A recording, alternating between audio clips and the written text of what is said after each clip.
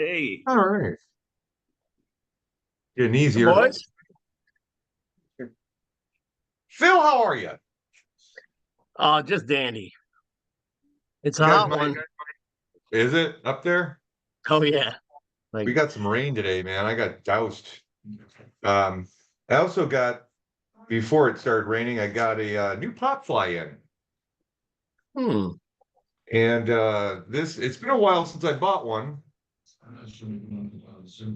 The Great Bambino. Oh, that's classic. That's what I thought. So I'm like, yeah, I gotta have something Babe Ruth on it. But the cool Hmm. thing is, anytime they send you these, they send you a little pack of baseball cards. And Cal Raleigh hit another home run. Damn, I love it. Yeah, Love it. yeah. I like what you said about the Dave Kingman thing because I thought the exact same thing after I picked him up and looked at how many teams he was on. Um, there's like these little cards, these little tops cards. It's the 1989 Leaders Edition, and they're quite a bit smaller than regular baseball cards. But I've got Will Clark, Kirby Puckett, Mark McGuire, Frank Viola, Whoa. Hit the Sweet mother load. Jose Rijo, What year are those? 89. 89, Wow. Ricky Henderson. These are the leaders, the top's leaders. Oh, So okay. I've these are the heard guys I've that heard of led some the of these league guys. the year before or something. And then last but not least, Lou's favorite guy, Bobby Bonilla, Oh, I thought it was gonna be Lenny Dykstra. in a Pirates uniform. Oh, is that your favorite guy? It was. That guy's a joke. Had to update my This list he, a little bit. yeah. I heard a story about he kind of like bullied and kind of railroad Greg Jeffries' career. Greg Jeffries was supposed to be this like high level prospect back in the day. And Greg Jeffries did not drink, do drugs, fuck around like that. But the rest of the team did. And Dykstra was the ringleader. And because he was coming in and he was going to take one of his drinking and drug buddies out of the lineup, they treated him poorly I don't know and if pretty much Backman did railroaded. drugs. I don't think Backman or Tuffle did drugs. I don't know for sure, but Well, I'll tell you, anyway, you stood up for Dykstra, Jeffries last week too, and I got to tell you that Jeffries is kind of a pud. What you're saying isn't actually had wrong, but he's just kind of a pud. He was the kind of guy like he was really particular about his bats. He was just really, he was like a high tout. I mean, he was highly touted, and they just put him through rookie stuff he that put him like through like hell. Ty Cobb went through, right? Ty Cobb when he came up wasn't a drinker.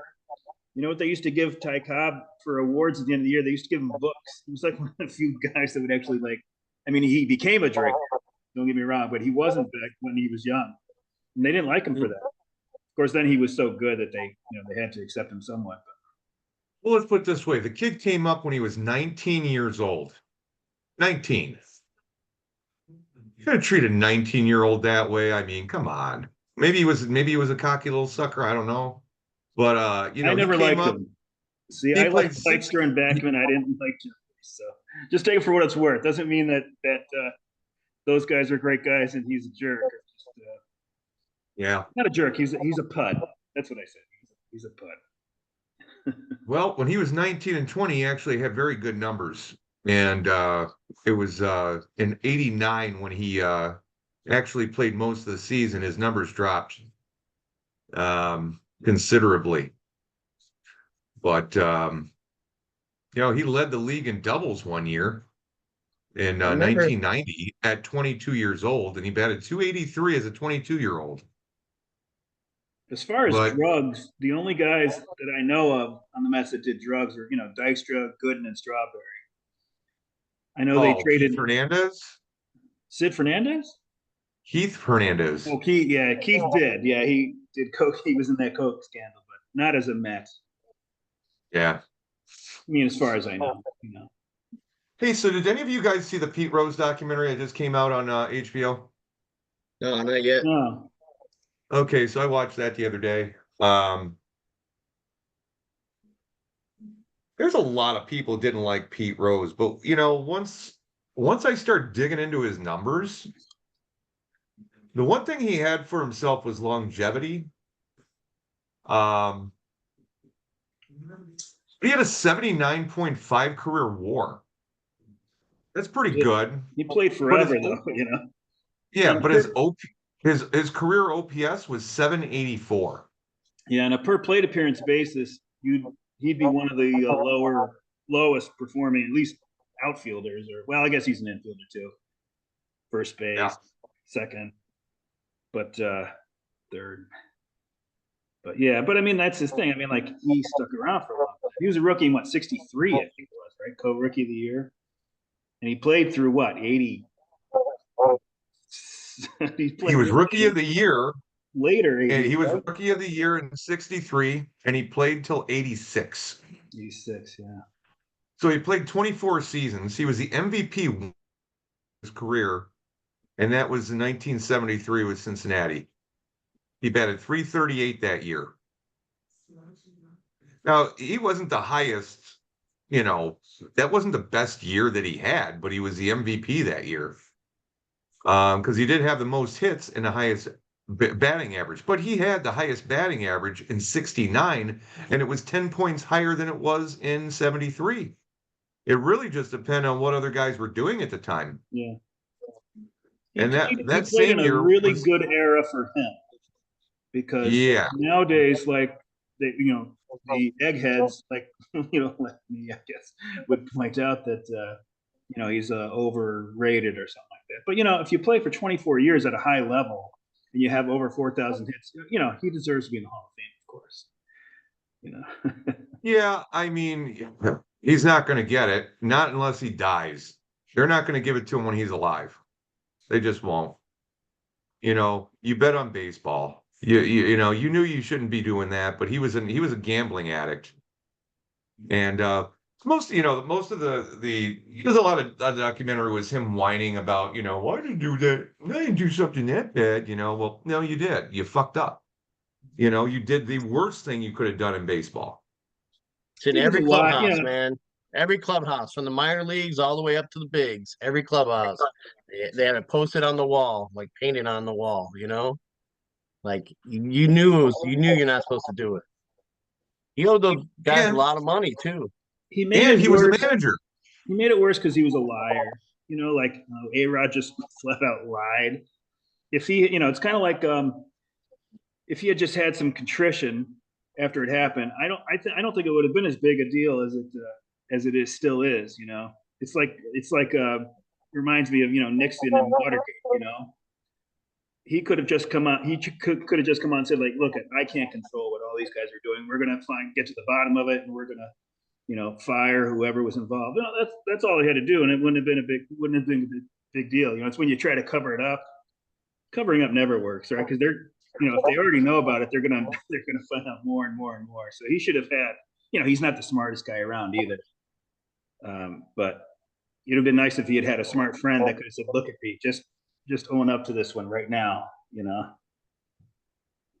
Now, Yeah. let's talk about another guy that was in the league about as long as Pete Rose, except that he started 2 years before and quit about 3 years before.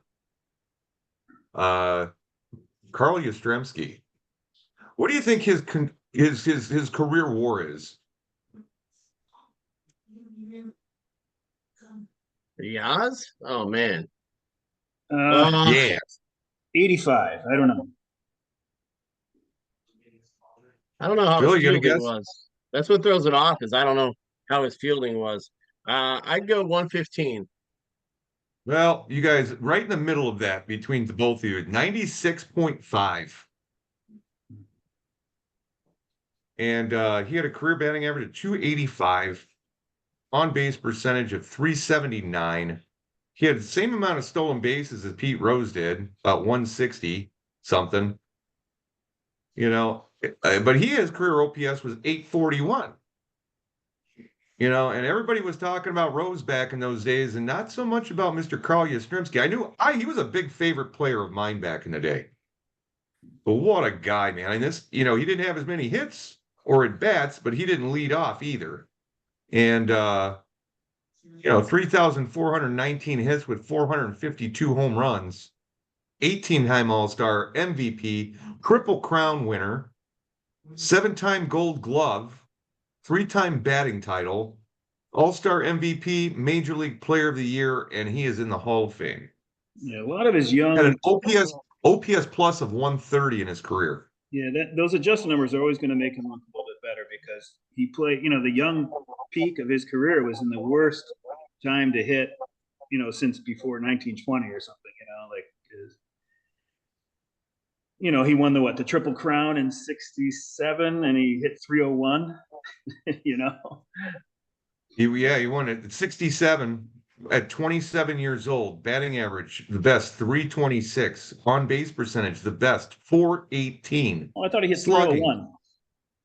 Well, he hit 326. 301 was in 68. Oh, okay. So that year, he led the league in runs, 112. He led the league in hits, 189. He led the league in home runs, 44. He led the league in RBIs, 121. Led the league in batting average at 326. OBP was 418, 622, with an OPS of 1.040. He took a walk. An OPS plus that, of 193 that year. That OBP for his career is almost 100 points higher than his batting average. So he was a walker. People would have liked him. Oh, yeah, he'd take walks. People would have liked him more now. He walked 91 times that season and struck out 69. Yeah, he was such a walker. You'd think he would have been a Texas Ranger, not a Red Sox. He walked almost 10% of his at bats, or not walked. Excuse me, struck out. He had almost 12,000 at bats. He struck out 1,393. So he was strikeout rate of like 12%. That's sick. It was lower. That rate was lower back then too, right? I mean, like we're used to what's the strikeout rate? Is like 23% now for the average. Oh yeah, some people it's like up to almost 30. Like some of these young guys coming up, they're like striking out 30% of the time. It's kind of one of the reasons why I traded Ben Rice. Kid's striking out like half the time. He's definitely gripping and ripping. You guys want to go over some of the trades that happened today? Yeah, let's do it. It's been a hot. Yeah, I haven't been able hot summer day of get all the details on. I guess I Well, wouldn't know prospects that came over. I wouldn't know if I've heard of none of them. So. Well, you heard about the Isaac Parodies nuts for Christopher Morel. So that happened yesterday, but the Rangers trade Michael Lorenzen to the Royals. And in return, going back is Walter Pennington. Yeah, they just got a lot of guys coming off the IL starter wise. And I don't think he kind of I'd heard he made it known he wouldn't be happy going back to the pen. So they thought do right by the guy and also try and get something for him. Don't want a disgruntled guy out there. So the Royals, give him something for him because they got DeGrom's coming back.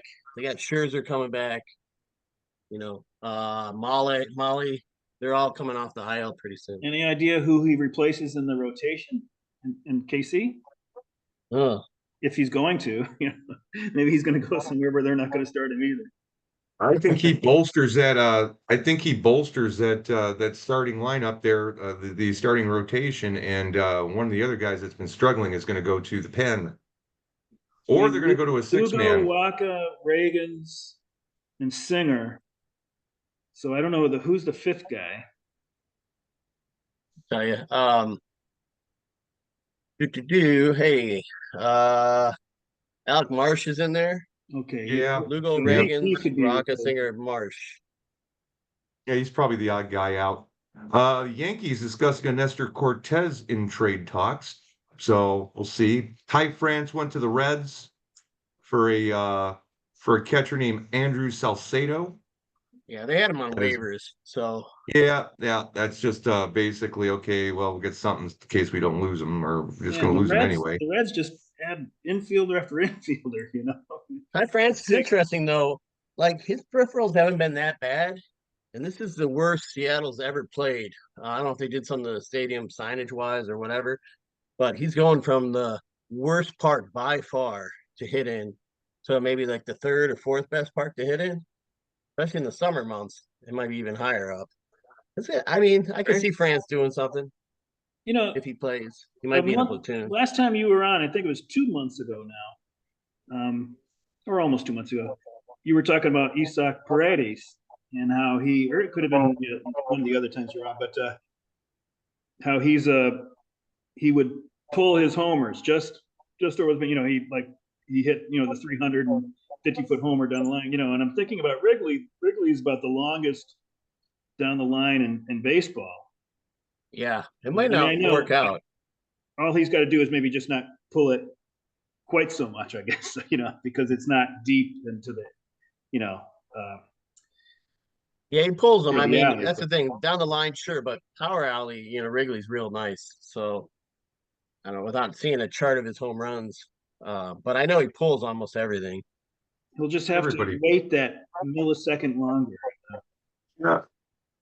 right? Braves are interested in Garrett Crochet. We'll see about that. Garrett Crochet put some pretty bad stipulations on the White Sox in order to get a deal done. Why would you do that? Why the hell do you want to stay there? Because you're He gonna get likes it. stuck in. He likes it there, man. Can't you Yeah, I understand? don't. He bleeds black and white, man.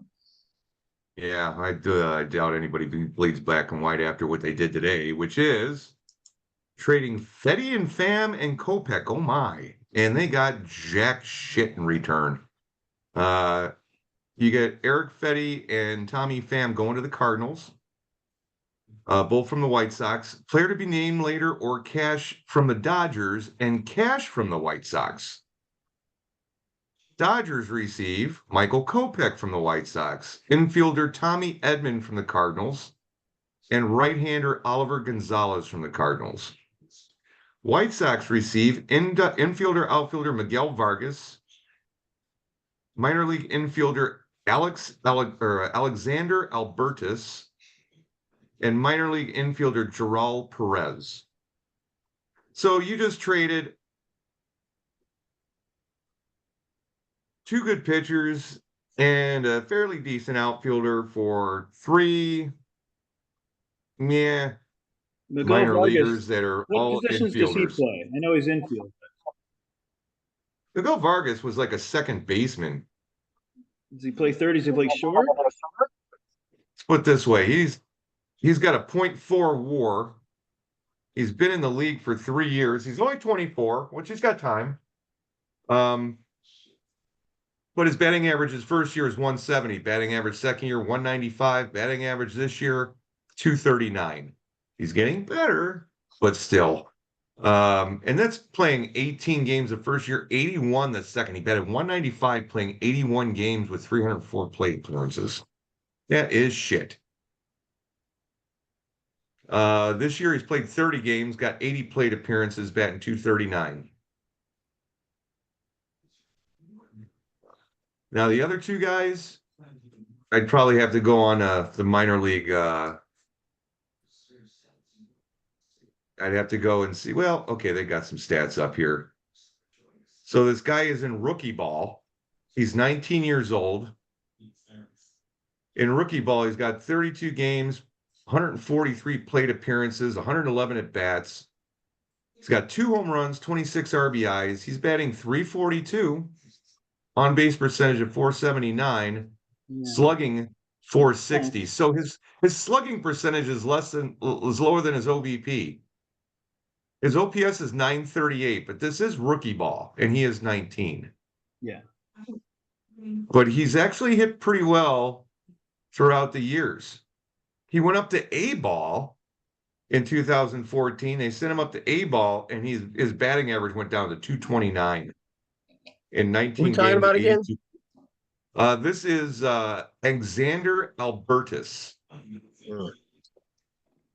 Now, the other guy, Geral Perez, second baseman, shortstop, third baseman. He's 6 foot 179. He's also 19 years old. He'll be 20 in November 6th. And he's an A-ball. And he's played 75 games, 350 plate appearances. He's got 76 hits, 49 runs scored, 10 home runs, 42 RBIs. He's got 48 walks and 77 strikeouts in Wow. 280 out of 288 at bats. Sounds But the like a plate White Sox. appearances 350. That's their So kind of guy. his on base percentage is still 280 or 380, I'm sorry, and his OPS is 800. So a couple of very young guys, and then you get Vargas coming along with it.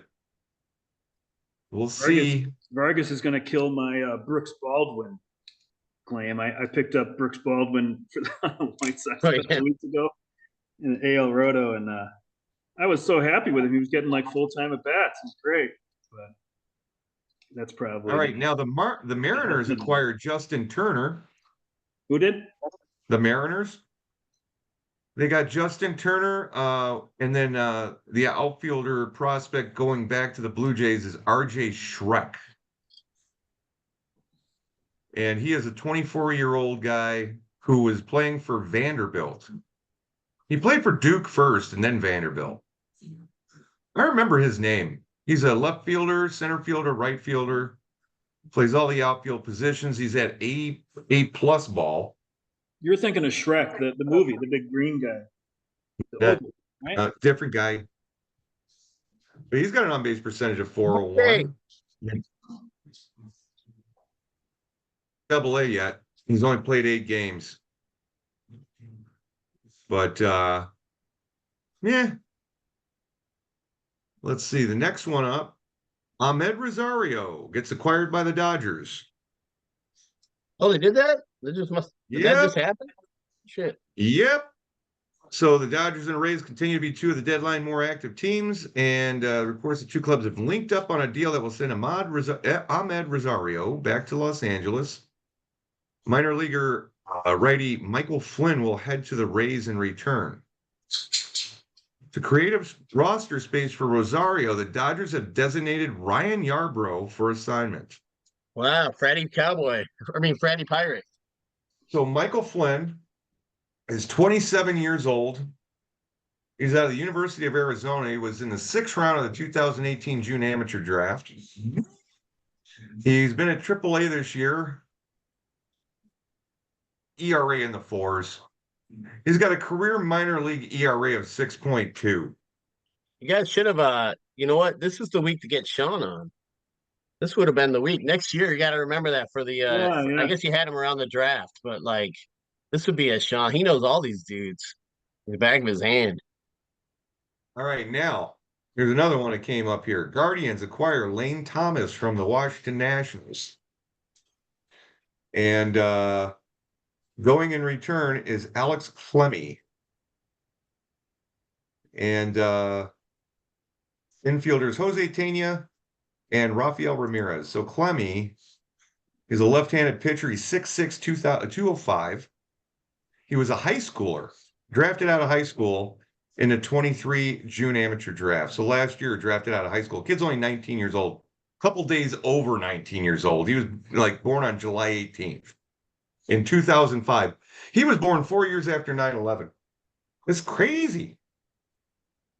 And right now he's 1-4 with a 4.67 ERA in A-ball. Houston just picked up Kikuchi from Toronto. Toronto's dealing guys. They sent Turner. They sent Justin Turner out of town. They sent their catcher. They sent to the Red Sox. They sent Kikuchi over to Houston. So the Astros are sending rookie outfielder Joey Loperfido and infield prospect Will Wagner to Toronto for this one. Loperfido was buzzy this summer. He just couldn't crack the lineup, but it's a good one. Didn't he have some kind of crazy fucking catch in the outfield recently? Yeah, you told me about that. Yeah, he robbed a home run. It came out of his mitt. They thought it hit the wall, but he caught it. It didn't hit the wall, so he got credit for it. I like that one for Toronto. I mean, Turner's Yeah, not he's got an going on-base percentage of to be 299. for much longer.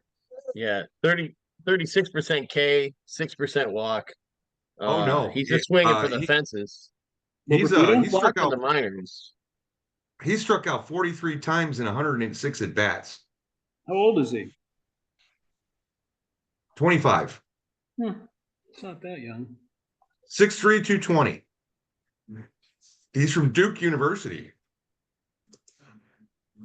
Now, Will Wagner, the infielder prospect, is 26 years old, and he's 26 today, so happy birthday to him. He was an Happy 18th birthday, rounder pack to your 21. bags. Yeah. Happy birthday, kid. Get the fuck out of here. Happy birthday. Here's your itinerary. Okay, a little faster, guys. Sing the song. Happy birthday to Right. you. We just traded you. You get the fuck out of here. You're going to the Nookland. He was in AAA. He had 5 home runs. He was batting 307, on base percentage of 424, slugging 429, OPS of 853 at AAA here at Sugarland. 70 games. Not bad. So he might be the actual better piece of that trade. Jalen Beeks. Pirates acquire him from the Colorado Rockies for Luis Peralta, minor league pitcher, 23-year-old from Dominican Republic. I can't So wait now until he Whoa, this trade Jalen deadline's over. Beeks. It's like, Boring. Beeks, come on. He's like barely a middle reliever on a good team. hey, he's a Yeah, lollygagger. this guy they traded for has got a pretty good ERA right now in AA. 1.86, pitching pretty nice. His whip's a little high though, like 1.241 for having a 186. At least he can get himself out of jams.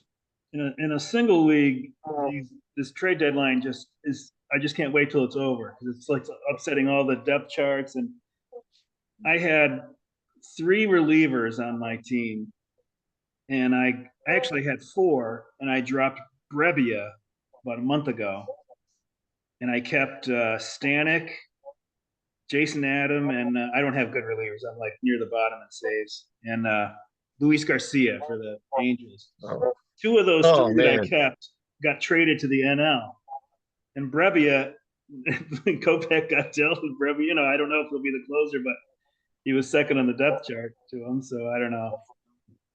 Well, here's a weird one.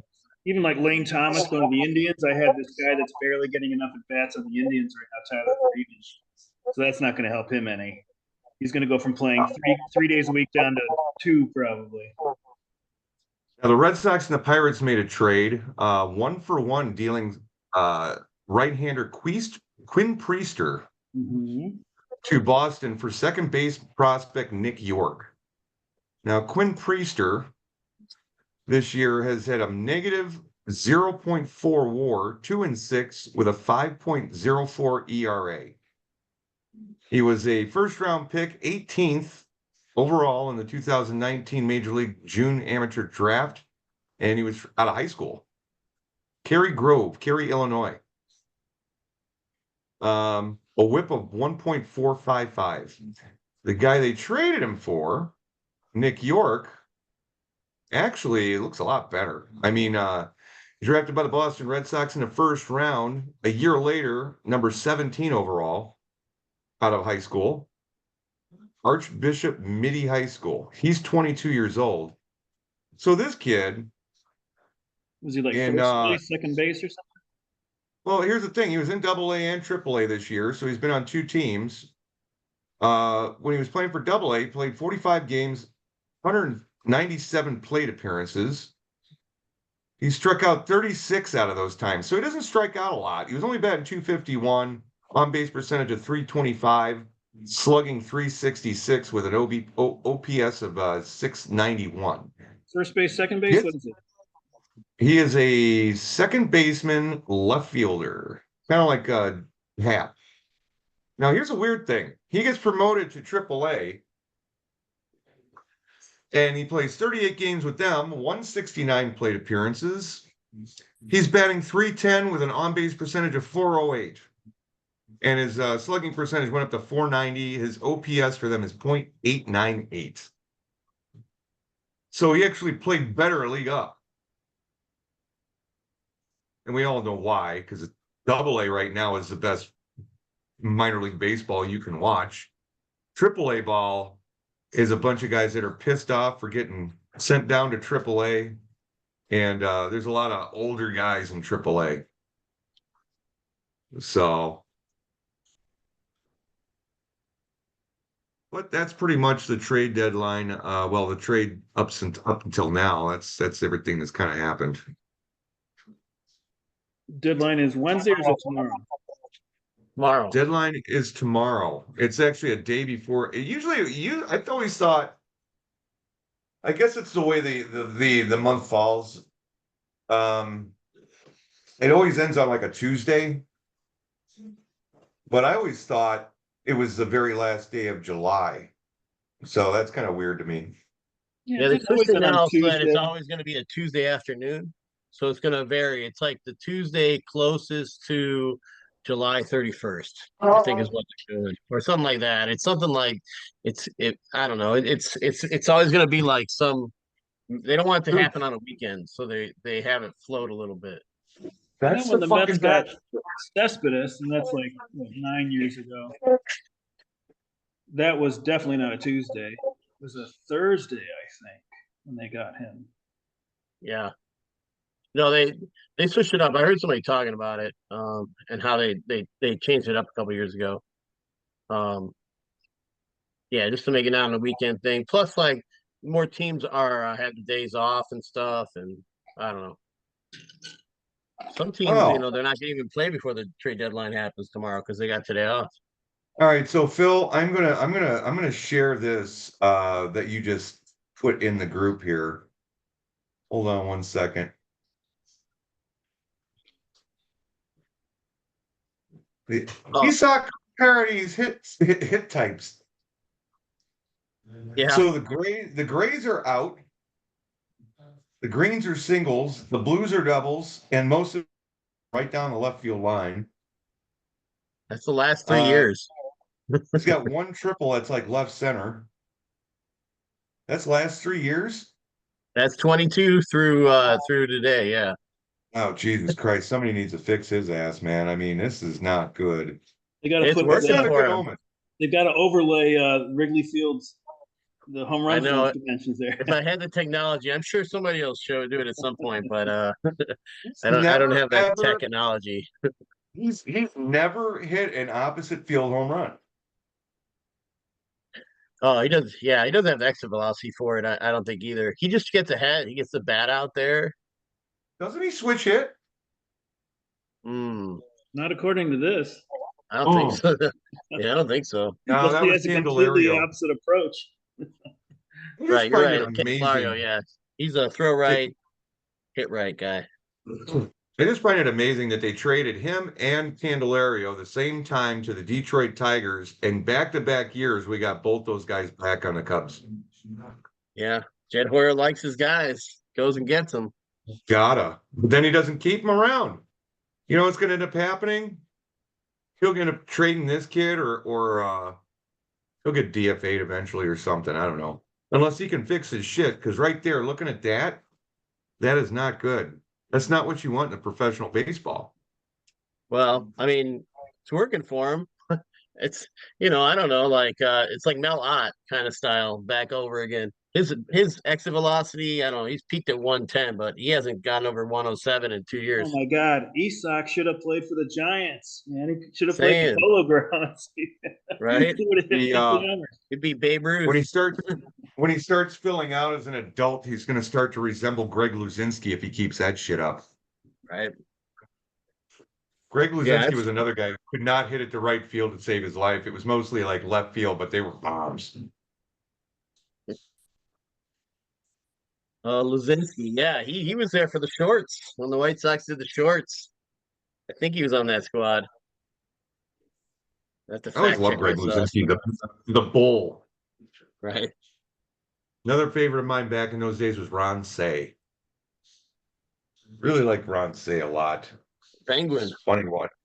funny watching him run around the field. You know, He was part of the $1 million infield for the Dodgers. Steve Sachs and Ron Say and Davey Lopes was in there. And who am I missing? I'm missing the shortstop. Bill Russell. Was Bill it? Russell. Okay. Is it Bill Russell? Okay, No, who I are don't their think so. outfielders? I had him when I started the sentence. I knew his name, and I since forgot it. That's You had age for Dusty you. Baker. You had Rick Monday, or Pedro Guerrero was a little bit later, and Reggie Garvey, Smith. Davey Lopes, Ron Say, and Bill Russell. You're right. Those are the guys. Yeager. What were the Yeah. outfielders? Oh, that was just for the infield. I don't know who their outfielders were then. What year? Um, Find that out. he was in the 70s. Yeah, I don't know. They were the first. They were like the guys that the first guys to make over $1 million as a squad. Those four. This past winter on MLB Network, during those dead days in the winter, they did top 10 players at each position that's not in the Hall of Fame. Non-active players, and say was on there for third base, and they think that he gets a little underrated because he is such a not a great physical specimen or whatever, but he was a good player. Right. I mean, I could buy that. I wonder what his career stuff was. He's probably not. He probably was comparable to Santo Well, check this career out. stats. So in 1976, their outfielders, left fielder was Bill Buckner, center fielder was Dusty Baker, and the right fielder is Reggie Smith. Reggie Smith. Wow. Now in 77, because they traded Bill Buckner to the Cubs, then Dusty Baker went to left field. Rick Monday was in center because Rick Monday went in that deal back to the Dodgers for Bill Buckner. And Reggie Smith was in right. And in 78, the outfielders were Dusty Baker, Bill North, and Reggie Smith. And Rick 81 Monday was sat his their ass on the bench. 81 was World Series team, right? Yep. Pedro Guerrero came up playing first base. And they eventually moved him to the outfield, didn't they? Couldn't He take away strikes me as a Steve left Garvey's fielder. stats. Yeah, I think you're right. Yeah, they moved him to the outfield. Do you Man, know who? What they're? Listen to the pitchers that were on that team: Bert Hooton, Don Sutton, Tommy John, Doug Rowell, Rick Rhoden, Bob Welch, Charlie Huff, Terry Forster, Dave Stewart, a very young Dave Stewart, age 21, Rick Sutcliffe, age 22. That's a pretty good. That's if you go back, man. Los Angeles and Bob Welch was 21. Rick Rhoden was 25. They traded Terry Reggie Smith Forster to was the 26. Cardinals. What's that? They traded Reggie Smith to the Cardinals. Is that right? Let me see. Reggie Smith played till he was 37, and they traded him to the San Francisco Giants, and then he retired after that year. He never played for the He Cardinals. had been playing since '66. He was with Boston for like 8 years. Then he went to St. Louis for 3, and then the Dodgers for 6. And then he played his final game with San Francisco. Now, who he was traded for from the St. Louis Cardinals to the Dodgers was Freddie Tisdale, Bob Detheridge, and Joe Ferguson, the catcher. Catcher, yeah. And then he signed as a free agent with the Giants. For my He was time. traded. He was traded by Boston Red Sox to the Cardinals with Ken Tatum for Bernie Carbo and Rick Wise. I was going to say Rick Wise. I don't know why.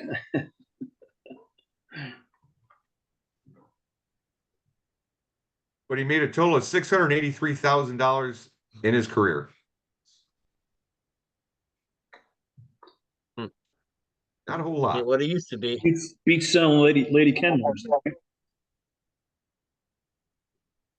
Reggie True. Smith. I liked Reggie Smith. I thought he was pretty cool.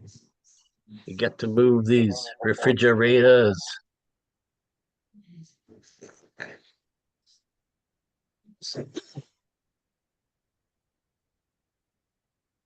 So Oh, boys.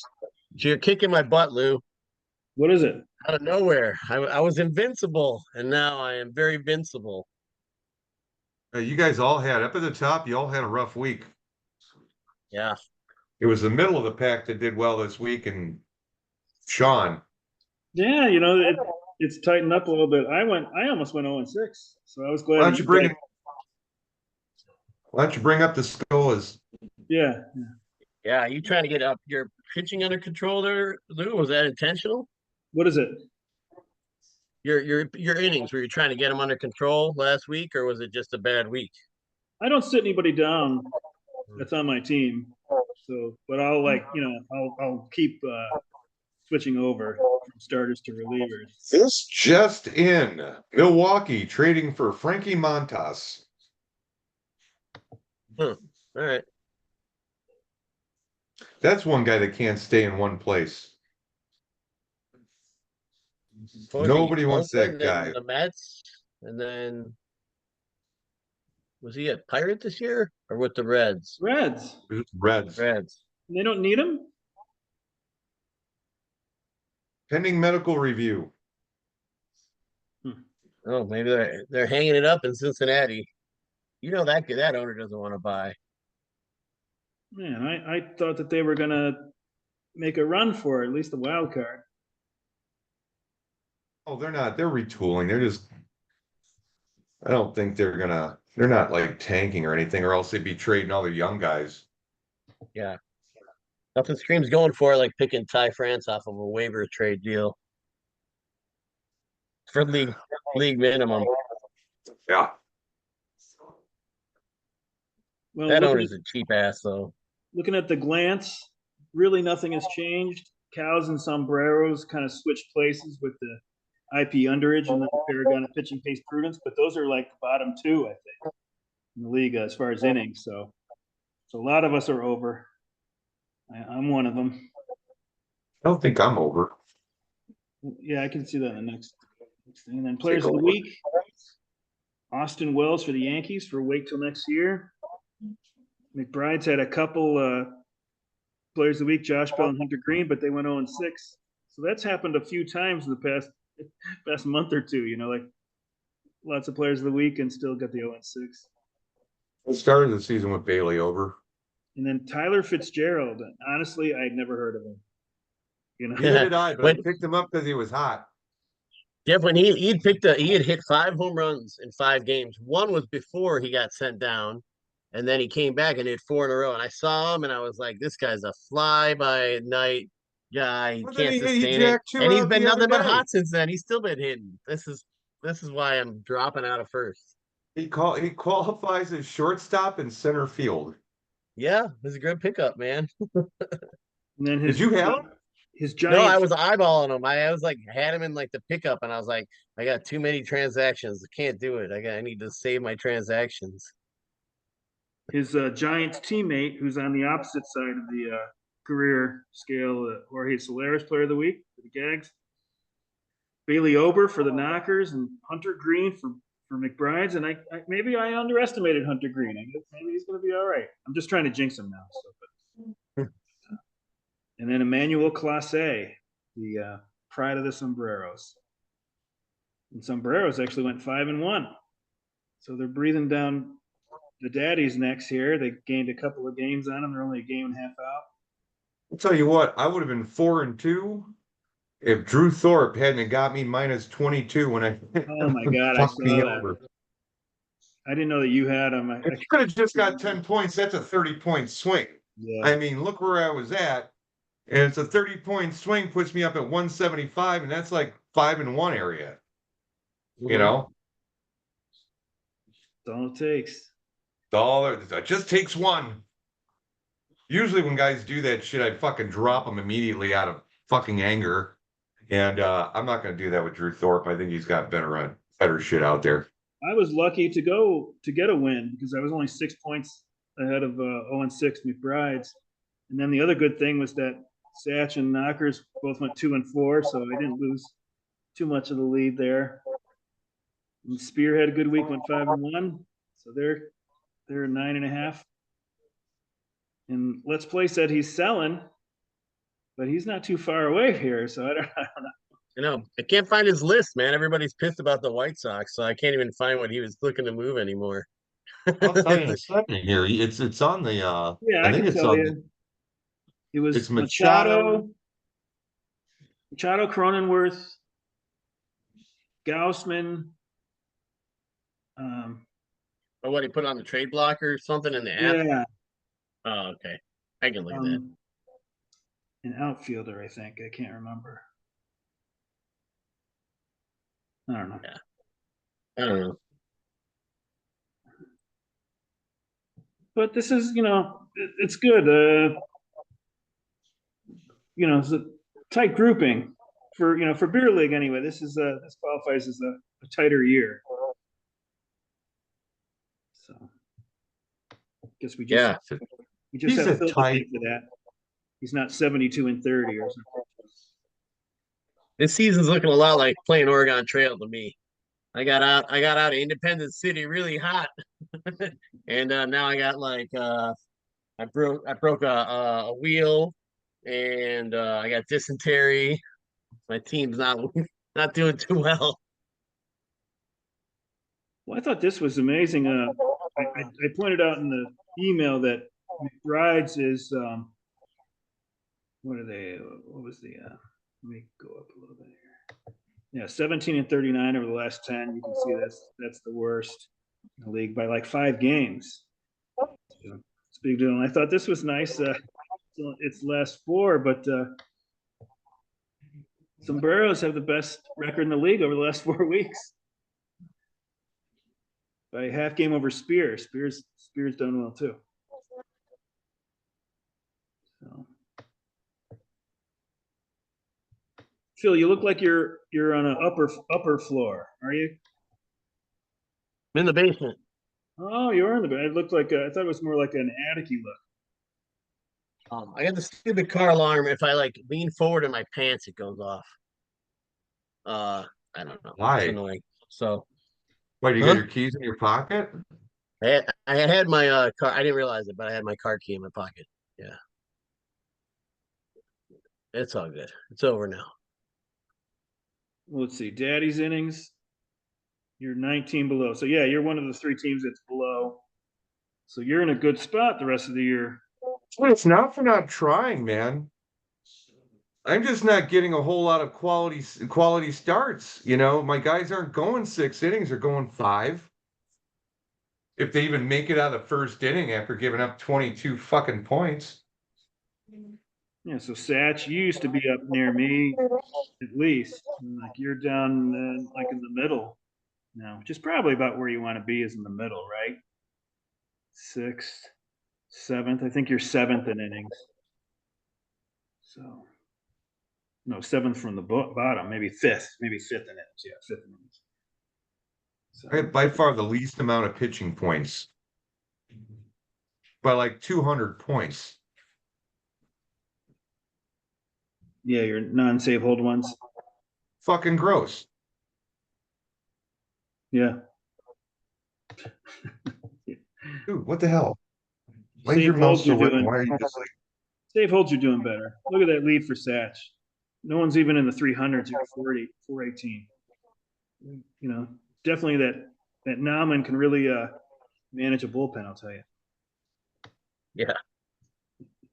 he's got all those guys that are pitching every 2 days coming out of the bullpen, sneaking fucking wins off of people. But then your pitchers are all getting quality starts too. It was working pretty good. I'm almost out of moves though, boys. Then that gravy train's over for me. You're I'll be almost out real of stagnant the moves. rest of the way. So what was the total moves we could do this year? Was it 250? 282.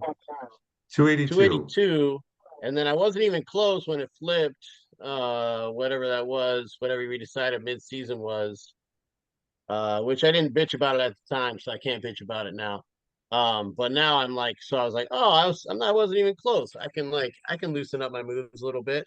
And now here I am, and I'm like, oh crap, I got like 30 moves left, 37 moves left for the year, which for Lou is plenty. He's only done 32 moves all year, so No. you know, yeah. But it says 32 moves, Lou. Oh wait, no, that's this half. That's, This half. yeah, yeah. Well, don't worry. As far as figuring out the move max for next year, it's not fair to because there's a max that affects how many you would have. So what I'm doing is I'm going to take the maximum amount of moves from last year and this year to figure out what the max will be next year. It should be pretty close to what it is You have Yeah. a right now. like a Even if you made two moves for the year, it wouldn't affect it. It would be based on what you did last year. do you have the thing here where that says how many moves everybody's made as a total for the year? Well, On the website, on the Yahoo yeah, it's site, on the website. it's got your second half moves, and then in the commissioner's note, it has all the totals for the first half. Um, yeah, probably won't find purchase with this suggestion, but I would say that we should probably like flip the transactions when somebody hits the first half limit, because otherwise it's not actually like that limit. It's actually lower. If it's done on a certain date, it's not actually that limit number. It's a lesser amount. Yeah, So yeah. I'm sitting at 124. So I'm in good shape there too. Because I've got 40 moves since it changed, and I had 84 before it changed. Yeah, So I'll think about that one. Yeah, mull it over. We got all off season to think about it. Makes sense. you got 222. You still got 60 moves left in you, right? No, I don't, because it got done we ended it on a certain date. So on that certain date, then it flipped. Whatever it was, like the halfway point, because of when I forgot what you said, Lou. You'll remember, right? Like it was something having to do with Korea, but we waited a little bit longer than the halfway point on the calendar. But it wasn't done based on like number of games played by the teams. It was done on the calendar, but we waited a little bit longer because Korea started earlier. I don't. Yeah, because Does our that sound right? auction's much earlier. So I try to I think I adjusted it like 5 or 6 days because of that. Yeah. Hey, we're all playing by the same rules. It's all good. What was I going to say? Um, I can't remember now. Oh, last week we didn't look at the All Star team. I figured we just look at that now and put that to bed, even though it would have been nicer to do it last week. But this was our through July 14th. These were our players. So you can see what leaps out at you is McBride's, Jaron Duran, and Ellie De La Cruz for $1 are on here. And you had some guys, 110, right next to a dollar guy. So obviously these dollar guys were amazingly fruitful for McBride's, but they're having their troubles now anyway. Look at that, daddies, daddies, daddies, daddies, lots of dads. So Christian Look at Yeah. the pitching. No, there's no pitching up there. That's good for sure. Let's see, any Satch guys? No Satch hitters? I No. got one somewhere. So it says on the right. I don't know who that is.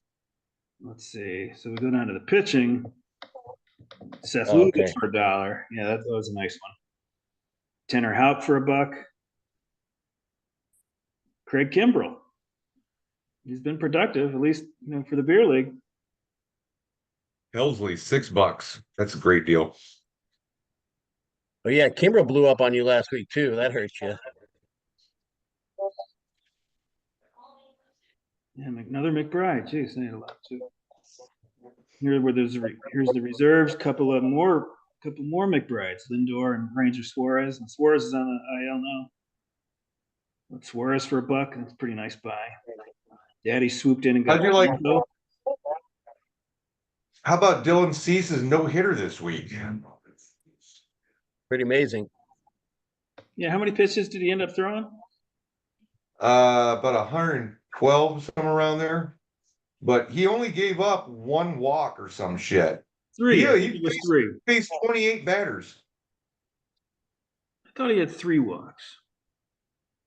He only faced 28 batters, so maybe there was a couple double plays in there. Double plays, caught stealing.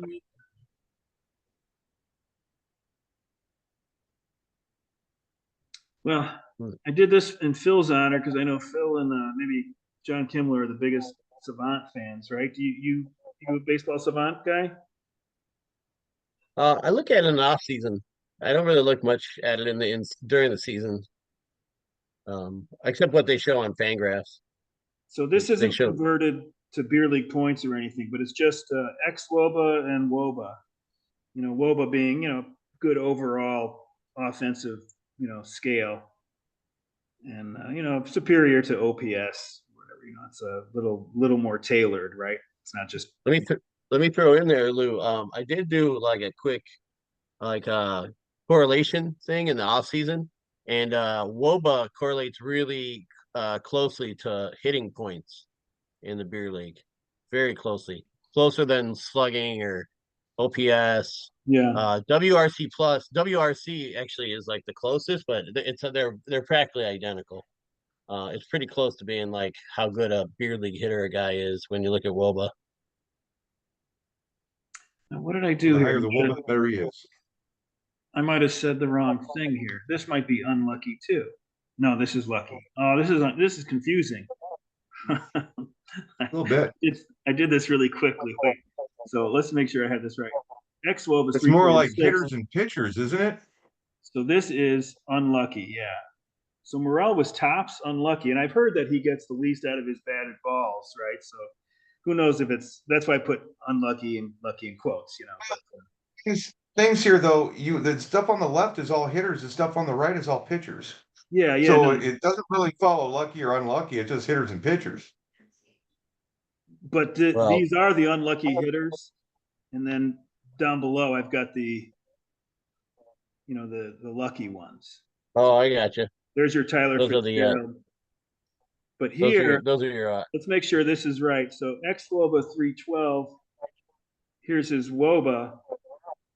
So he's lucky, yeah. So Howe, Seth Lugo, Bryce Miller, Ronald Blanco, Rios, Colin Ray, Tyler Anderson, Logan Gilbert. I've got a lot of familiar names on here for me. rather be Ronaldo lucky than Lopez, good. Dean Kramer, Brady Singer. So these are guys, they might not have gotten lucky, but that's what this is trying to say. The ex Woba and the Woba. I don't know. So Bo Yeah. Bichette has gotten at least a little bit unlucky so far this year. So maybe he's not quite as pathetic as he's looked this year. Andrew Vaughn for the White Sox. DJ LeMahieu has looked terrible, and maybe he deserves better than that. Goldschmidt. I can't believe Salvador Perez is on here because he's had a good year. Yeah. So that's kind of scary. George Springer the third. What is that about? I've never seen that before. George Springer the third. Just George Springer. George Springer, the sideways ladder. Right. Hmm.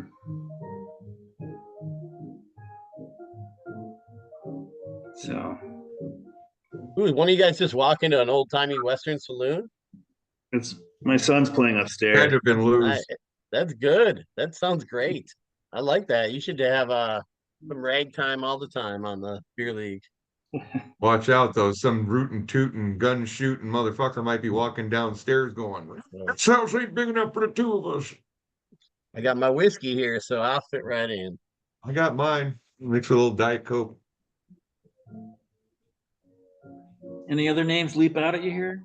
Dansby? Dansby supposedly has been 43 points unlucky here on his Boba. Dansby's he's a bit of a son of a black swan this year. Why can't, if I were the White Sox, I'd be trading Andrew Benintendi. He's got to be a part of the deal with Crochet going anywhere. If you want Louis Robert, if you want Garrett Crochet, you have to take Andrew Benintendi, or else it's no deal. Get him the Right? fuck out. That's the guy you should be trying to get rid of, even if you have to pay somebody else to fucking take him. I mean, I know he's Yeah. 15 million a year, but he's the least of their problems. I think, I mean, like, I mean, I don't know. Now they don't I'm have not gonna. fans. I'm not gonna call him unlucky. I'm gonna call him shit. 'Cause Yeah. he's fucking terrible. He's just bad. Toronto's got the same thing with Springer. He got hot and they'd love to flip him, but he's got a big contract, and I don't think anybody's going to want to pick it up. I'll tell you what, trade Benintendi for Springer right now. I Well, mean, sure. some of these unlucky and lucky guys. I mean, like these are still not very good. Even the expected WOBA, 302 is not a good expected WOBA. So right. I mean, like, what is the average? Right, 320. It's whatever the on base percentage is for the league. It's around 320. I don't know, something like that. Right, dude. Fuck. So this is saying that Swansby. That's what Kimmler called him. He's like Swansby. he probably deserves to have produced like a more like league average this year, even though he's been below that. So it doesn't mean these guys are studs. They might be bad and they're just not as bad according to this. Right. So Yeah, it tells you. I do think it's a good proxy for like atom balls or versus like, seeing eye ground balls. I think it's a good way to see, how much a guy's getting. I like it better than the BABIP first. So thanks for that, Lou. I appreciate yeah, I well, understand where you're coming from because I do think it tells you the luck story a little bit better than BABIP does. oh yeah.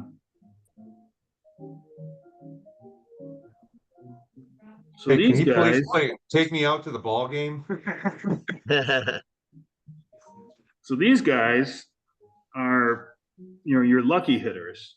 I should have grouped this differently so like we have lucky hitters and lucky pitchers, but these are lucky hitters and unlucky pitchers, right? Is that what it is? See anything lucky Yeah, about what Stephen Kwan's doing? I think that's just straight up talent.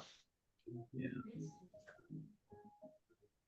Yeah, I think that something like XWOBA, those XS, it's all going to be like based on how hard the contact is and stuff like that. So there's guys that are going to slip through the cracks. You can't describe them with these stats. And honestly, I don't use any X stats in my stuff personally because I don't trust it like that. Or judging a pitcher on velocity or spin rate. I just don't do that. I'm not saying that there's computers and really smart guys that can make sense of it, but I can't go that far. Fuck is Greg Weissert? Who's it? Who's Greg Weissert? I don't know. I've never seen that name. yeah, I don't know. I don't know him either. I wonder if anybody's got him. Let's take a look and see what he's doing. Hunter Brown is at league average, and he's pitching better than league average according to this. Reed Detmer's Maeda. Well, Maeda has been a disaster, and they're saying he's like only a little bit worse than average, what he deserves. So, but I don't know if Greg that's solace. Weissert. I don't know if that's much solace. Greg Weissert has a WAR of -0.4. He's 2-2 with a 4.24 ERA. 45 games. He doesn't start him. He's saved one. He's pitched for 46.2 innings, 47 strikeouts with a WHIP of 1.436. When he gets on the mound, Boston fans get nervous.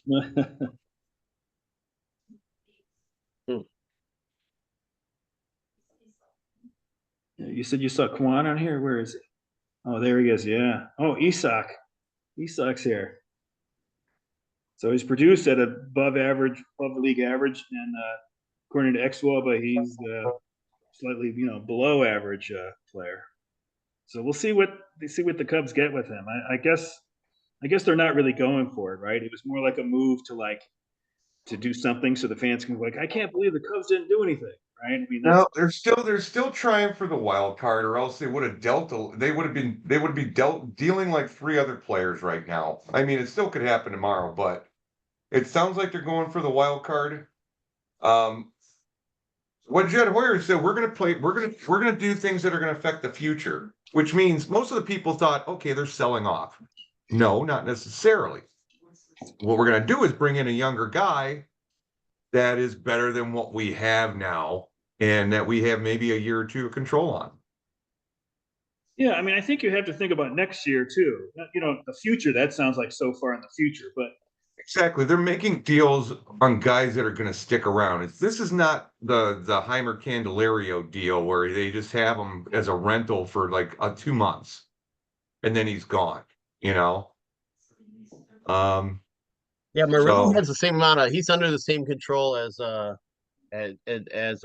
Paredes. They're both under control till through next year. I think no, what's his name? Fucking Christopher Morel's got 4 more years of control. it's funny. The I think unlucky I think Paredes Morel is has on maybe top. 3 or 2. Oh, Let's okay. not call it I stand unlucky. Let's corrected just then. I thought I was. Morel is the top hitter in baseball if you take his expected WOBA minus his WOBA and multiply it by his plate appearances. That's what this is. So just take it for what it's worth. The Rays got the guy that has the biggest discrepancy from his ex-WOBA to his WOBA, and the Cubs got the guy with the third worst. And they'll probably DH him. They're probably just going to DH him. So Who's it's Yeah, well, okay, he can't field. That was the biggest right? problem with Christopher Morel. But you take a guy who can't field, he's not going to take his bad fielding to the plate with him now if he's a DH, right? I don't know. Mhm. It's a theory. I don't know if it's right. He's struck out 373 times in his career in 1,200 plate appearances. If you go straight up at bats, he's struck out 373 times out of 1,129 at bats. That's terrible. His career OPS is 747 in 3 years. His OPS this year is 675. You They know, Paredes only becomes a free agent 1 year later than Morel. He's a free agent in 28. Morel's a free agent in 29. So it's not that far off. I mean, no. it's 1 more year of control. That's the game that Tampa Bay plays. But it sure is an improvement. A mediocre, a league average third baseman is a big improvement for the Cubs over Yeah, him. well, the other thing too is that's one of the reasons why we had to trade 2 other pitching prospects along with Morel to get Paredes. But the fucking thing is, if you look at what we got, Justin Wilson sucked, Alex Avila sucked. If we still had these guys in the system, they would have played for the Cubs, and probably would have helped out. Yep. But sometimes we trade good prospects away for shit. No, I like the way he's Morel doing it. is The boss wants him to be competitive every year. That's what he's doing.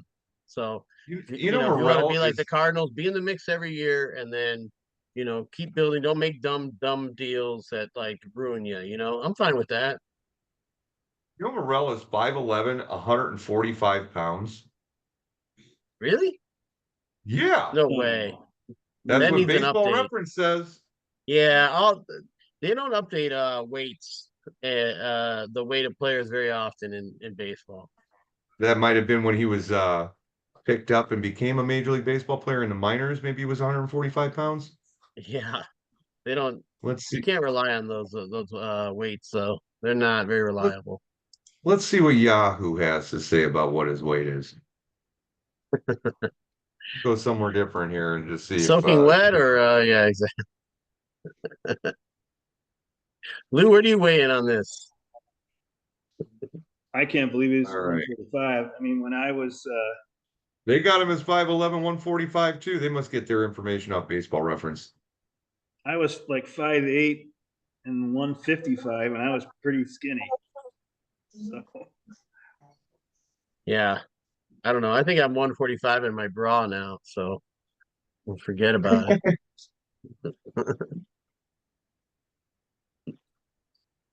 Oh man.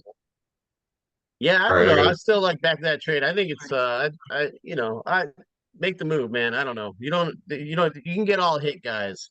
Maybe he'll be all world for Tampa Bay, but the Cubs, they had already clogged their DH. We're better off, I look. I think. was all mad that Jorge Soler got fucking traded up and shit like that. But yeah, he can't keep a damn. He had one great season, and he's been hurt everywhere. Same thing with Eloy Jimenez. Dude gets hurt. Now the one that really bugs me is Dylan Cease.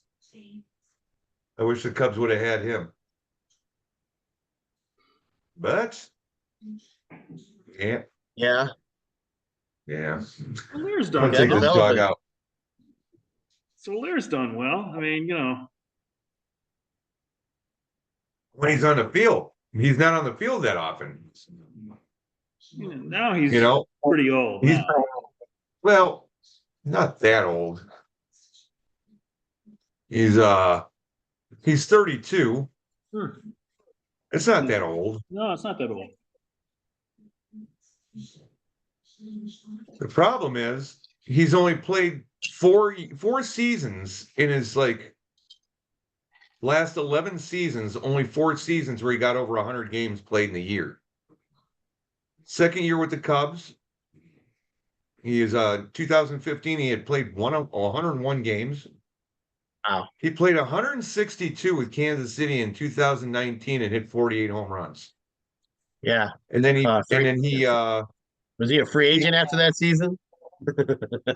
no, actually he He wasn't, but wasn't. he did get traded by Kansas City 2 years later.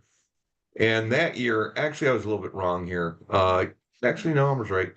The fourth time he did it was between two teams, Kansas City and Atlanta. And then he was down with Miami, 72 games. Then next year with Miami, he played 137.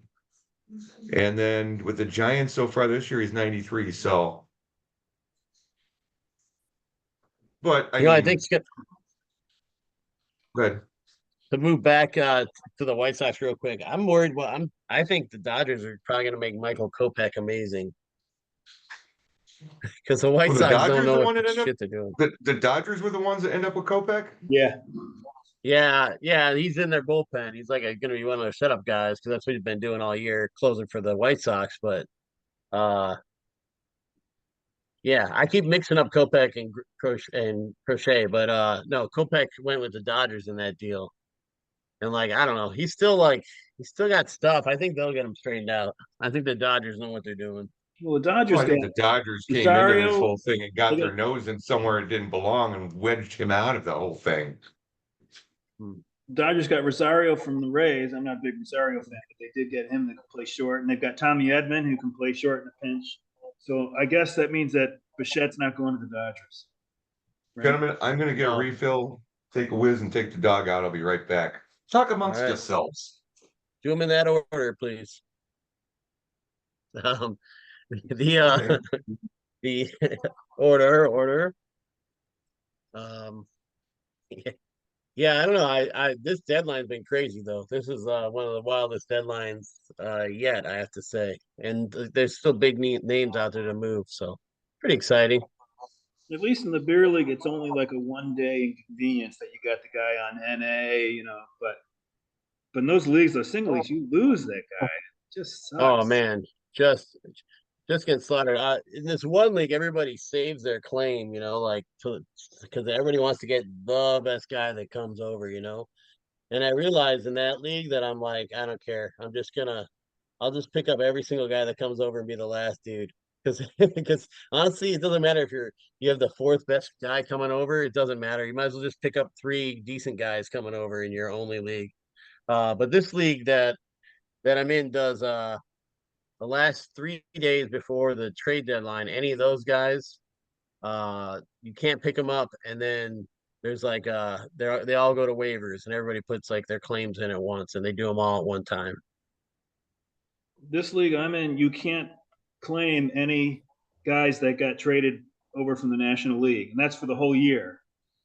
So in April, I picked up I tried to pick up Garrett Cooper and Luis Guarme the same week, Oh, and they were, I had to give them back. And they, because it was my first time, they gave me the players that I dropped. They gave them to me back. They took a little bit of pity on me, but right right. now, Well, they should. going into this waiver period, I'm 12th, so I'm not going to get, you know, I'm not going to get anybody that's any good. But I decided I was only like 11th. And I was like, screw it. I mean, I'm, I can't, I need to pick up guys. I had, no, you don't want to hear my sob stories, but I had No, couple guys go on the IL. I had another guy get TFA'd. I had three guys got traded to the NL. So I was like, I need this. I can't like preserve my place or whatever, And plus, I was starting off from such a low place anyway, so I'm actually last. So so it hopefully, really makes it a big deal like then to be like, hey, are they, more than ever, you want guys on good teams because they're not going to get traded, right? Like you really got to get the guys on good teams, yeah. on buying See, teams. all year I've picked up White Sox, A's. I don't know if I lead the league in those those teams, but I have a lot of White Sox, and because it's just great, you pick up a guy and he actually gets full time at bats, and you don't get that in the other teams. But then, then it'll send you to the minors. They don't Well, care. dude, that's the interesting side of it though. Like, is now it's okay, who's going to come up? Not a lot of these. Some of these guys are getting traded over, but a lot of these guys are just promoting guys up, or their bench guys are getting more at bats. So Toronto and for the White Sox, like guys that are selling like that. For Tampa Bay, there's going to be some more at bats going around there. Yeah, for Finding Tampa, those at bats is going to be big. I've got Richie Palacios on Tampa, and I think that this is working out well for him. He's Except having for a decent Morel, year. maybe. Except for Morel, maybe. But Yeah, but they're not going to. They're barely ever going to play Morel on defense. They might, if Yandy takes a day off, he might be at first. They're going to DH him a lot. If it's like somebody, if it's a certain pitcher, they might throw him in left field. If it's like if they have a left-handed hurler on the mound or something, but they're not gonna expose Morel. So I think and what's his name? Uh, he's a good defender. He can play center. Palacios, Palacios, yeah. he's good. He's a lefty Stolen too, bases. so I don't worry too much about him because if he's in a platoon, he's going to be getting near full time at bats. So Yeah. I'm really hoping that, because I heard Yandy Diaz might get dealt, and even like Brandon Lau or something like that. And I'm just praying that the Astros don't get Diaz or any first baseman, because I have Singleton. That was I picked him up thinking that O'Bray was doing so bad that maybe maybe he'll retire or something, and it worked out. So I'm getting like full time at bats, but now if they brought in Diaz, that would be it. All to shit. Yeah. What do we do that move? That move. I'm a little hung up on the transactions because I've never been in this position in the beer league where I'm like all of a sudden like, and I know I'm the one that pushed for it, so I'm not. Don't take this as complaints, Lou, or Oh, you sour didn't you grapes. didn't push Like for it. You I agreed to it. suggested it a lot. I You suggested didn't. it a lot. Yeah, no, you didn't push Um, for it. You agreed to it graciously. I thought, um, because it was like it's pretty hard to agree to something that you're one of the only two teams maybe it's going to affect. So right. But yeah, I was looking at that. I'm looking at that commission note, and yeah, it's like 117. Mazardias was at 116. Beer was at 104. So yeah, I totally was like, oh man, I remember looking at that going, oh, I didn't even use I like to use everything at my disposal that I can to try to win. So, I thought, okay, what's that? 42 minus 17. I was 25 moves short. So I can step up my moves. Now there's definitely been a bunch of moves that were like, I don't know, some crappy catcher that might get me a point or two that I threw in. That now I'm looking back on and going, uh-oh. I was thinking I had a lot because I was like, oh man, I that's all I did so far. I think I've been like, not even been trying to save my moves. And now I'm sitting there at 105 and I'm thinking, oh boy, how many days left in the season do we have? And I'm looking at 37 moves. And I'm like, wow, that's not even one a day with iron. I think So that it's going to be interesting. your suggestion, I think, would totally work if we just set it to when the first team to reach that threshold. That's fair, right? Or would be Right. Or you make it maybe an like it would easier be the threshold or later, something. maybe it would be the later of that midpoint, calculated midpoint, and then when the first guy reaches it. Maybe that would. Maybe when you reset it at that midpoint, you take whatever the max is for that half a year minus what's been done so far by the most team and make that the new minimum for the second half. So for instance, I was 25 short. So you still do it on the same date, but then like for the second half, it's 142 plus 25. So it's 167 for the second half because, you know, I don't know. I don't know if that means that somebody might possibly be able to go over, but um, otherwise, or do it the same date, but then the minimum maybe needs to be higher. I mean, like I That said, I did max some moves that I wouldn't have done if I realized if I thought I was going to be short. I wasn't paying attention enough to how many moves I had left right after now in Yahoo, 150 is the max that you can set a transaction limit at. So that's why we did it, broke it into Oh, two. okay. Yeah, that makes sense. They're still way behind us. We're like, Hmm. they were at 100, and then they probably thought like, well, we've gotten some complaints that's a little low, so let's go to 150. And we're like, oh yeah, that's plenty. Yeah, Yeah, not in this league. right. It's okay. I mean, it's a learning curve. I like I said, I totally thought, man, I didn't even come close to using all my moves. I'll be a little freewheeling here, and now I'm like, man, I think I wouldn't give the like have those extra 25 moves. I think But that there's could definitely gonna totally be some work stuff. if it was the later of the midpoint of the season or when the first guy reaches the max. That's when it's reset. Yeah, one of those two probably. I mean, I don't know. I don't know if it somehow could screw somebody if you have somebody who just goes nuts in the first half, and everybody else is super low. I don't know. That could happen, I guess. That could throw it off if it's based on just one person. Or if you just say, here's the set date, you have this many moves to this date, and then, Well, that's what you I'm know, saying. Like, it wouldn't be like maybe it wouldn't be fair if it was only based on the first guy to pass it. But if we make it either the later of the midpoint of the season or when the first guy reaches it, so it could only be later than the first half. It can't be earlier. yeah. Then I I would think do it it. later. I mean, it makes more sense that you would do more moves later in the season, just with injuries and with trades and just But that's not all what kinds of we. stuff That's not what changing. I It seems like found. there's more. That's not what I found last year. It was surprising. It was like the midpoint for transactions was more like I don't know 45% of the way through the year, 40 to 45% of the way through the year. It was like like mid June, June Yeah, well, then there's 14th, I guys think it who are was. out of it. They stop paying as much of attention, That's what I think it is. It's like in the beginning, I know I make a bunch of NA moves in the beginning of the year, and there's just more moves in the beginning of the year. It's not set up in perfect tandem with the amount of games that have been played. Yeah, definitely makes you think that I want better catchers. Like I just don't want to waste moves trying to stream catchers in and out. You know, Could have kept I've, Cal I've Raleigh.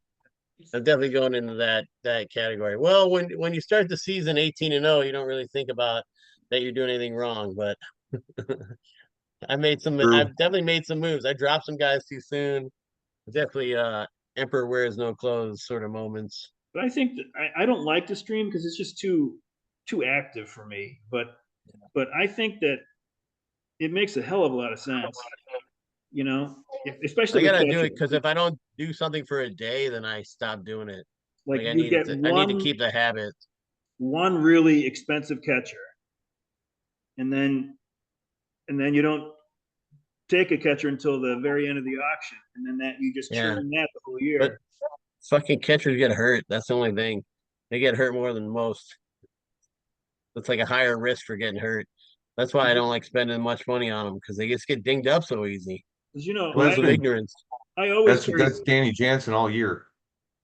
I always carry three catchers, and that's great, right? I'm going to cover my ass at catcher. But you know how it is. They all have the same day off. Like Yeah. it's like it's so. I'm running the Murphy DR node platoon now till the end of the season. So for sure I'm gonna have whoever the Braves catcher is each day, unless they call some kid up when the rosters expand by 5. But I Well, decided if I'm out of moves, then I'm just gonna pick the 2 Atlanta guys and go with it. Danny Jansen just got traded to the Boston Red Sox. Do you want Oh, to trade for him? I heard about that. That's a better hitter's park. He can hit some home runs. You think that Yeah, he's going to get full time at bats, or is it going to be split? Well, him and Connor Wong. Yeah, because Wong's done well this year. I had the backup, and I had Spanky. Oh, Spanky McGuire. Spanky McGuire. And he got DFA, so that was another. I like Spanky because he's a lefty. Yeah. I What was he cranking it with when the cops caught him? Bet it was exactly. his right. Told you. Always use you're not your throwing hand. Yeah, it makes it feel like a stranger. Mhm. And now you say it like it's a bad thing. Connor Wong's killing it this year. He's got a 353 WOBA. They all of a sudden have the best. All of a sudden, Boston has the best offensive catching tandem in the league. That's crazy. I Well, I'm didn't just know. going to tell you, Danny Jansen could be had right now. Oh, he's a dad? Yeah. Oh, yeah. He's been a dad for the last couple of years. Oh yeah. He's showing some leg. He had one drink too many. He's standing in the corner eyeballing me. Danny Jansen's Oh, you ready to picked up go. Miguel Vargas right away. Hey, how about Chris Larkin having both Morel and Parodies, and now he's got 2 guys on NA because they're en route to their new Oh, teams. yeah. Yeah. Still though, yeah, it might hurt. I mean, if you asked him, he's happy. He still gets to root for a Cubby, and it's better for Morel probably, but it's probably going to hurt Paredes. Hey, would you take Danny Jansen for Henry Davis? Uh, He's an NA guy. yeah. The guy kid that he was down with the concussion. I think he's back again now. Kid can Yeah. hit. I might. He's he's in the I minors. I'm worried. I don't think Danny Jansen's going to play that often. I mean, I think it's going to be a 50-50 split. Hmm. What I'll was that? ponder that Or one. Julio, You or made a trade Julio last week, right? Rodriguez. What? Did you guys make a deal last week on the pod? I made a deal with Norm. I got Cal Raleigh and Michael King, and I sent Adolis Garcia and Ben Rice over to him. Yeah, yeah. I'm with Lou on that one. I liked your side, but time will tell. I think every trade needs 2 years to see if it's good or not. But My thing is with Adolis Garcia, I think that guy's was on something the prior years, man, and then he got scared straight or something. I think he might have been, because man, look how big that fucking guy got, especially when he got to yeah, Texas, and then he's I hitting could the see piss that. out of the ball, and then all of a sudden now he's not even close to what he was last year. There might be the Whisper Network saying, "Hey, they're on to you. You got to chill." He Yeah, also is one of those guys, did he get popped on a piss test in the playoffs and baseball just didn't want to say something and make it, right? because Texas won their first fucking World Series. Yeah. But then they Yeah. said if you do this again, we're gonna fucking No, destroy you. I'm down with that conspiracy. He's also a hitting type, like Javi Baez. Those guys that don't make a ton of contact and they rely on like a high BABIP and hitting balls out of the zone that guys don't go for. They're not very selective. He's one of those type of hitters, and those guys tend to fall off when they as soon as they lose a little bit of bat speed or a little bit of juice, I guess, in their butt, then they're not quite as good. I mean, those guys tend to fall off a lot faster. The guys without the plate discipline. The clear and the cream washes off. I've been Yeah. completely out of sync with Adol. It's not only him, but like I never thought he was anything good. The little little bit I heard about him was that he's a good defensive player. He's not a hitter, and then he like explodes. I think you had him right, Jeff. I think you had him when Yeah. he was first good, and I was like, geez, I He missed the went to the boat on that one. Rays. I didn't know he was any good, and now I'm like, well, I guess he's good. And then I don't know. So it's like he's I've never probably been within $10 of getting him because I'm just so Well, let's confused. bring up let's bring up what he is this year. He is a 0.1 WAR, 18 home runs, got a lot of home runs, 214 batting average, 279 on base percentage, 398 slugging despite it all. And he's a 677 OPS. He turned into Christopher Morel. It's exactly what he did. Right. He's just a 31-year-old version of it. Um, he's never hit over 250. And he's never had a on-base percentage over 328. And looking at this now, I think he might have been the demise for the baby's daddies over the last few years because I've had him for like 3. His best OPS was 836, even though he had 39 home runs last year and 107 RBIs. Somewhere Norm's like, oh hey, maybe I shouldn't have traded for this guy. It's one of those things though. I do find when a guy just gets a guy in a deal, they tend to flip him. I traded him King and Jeffers.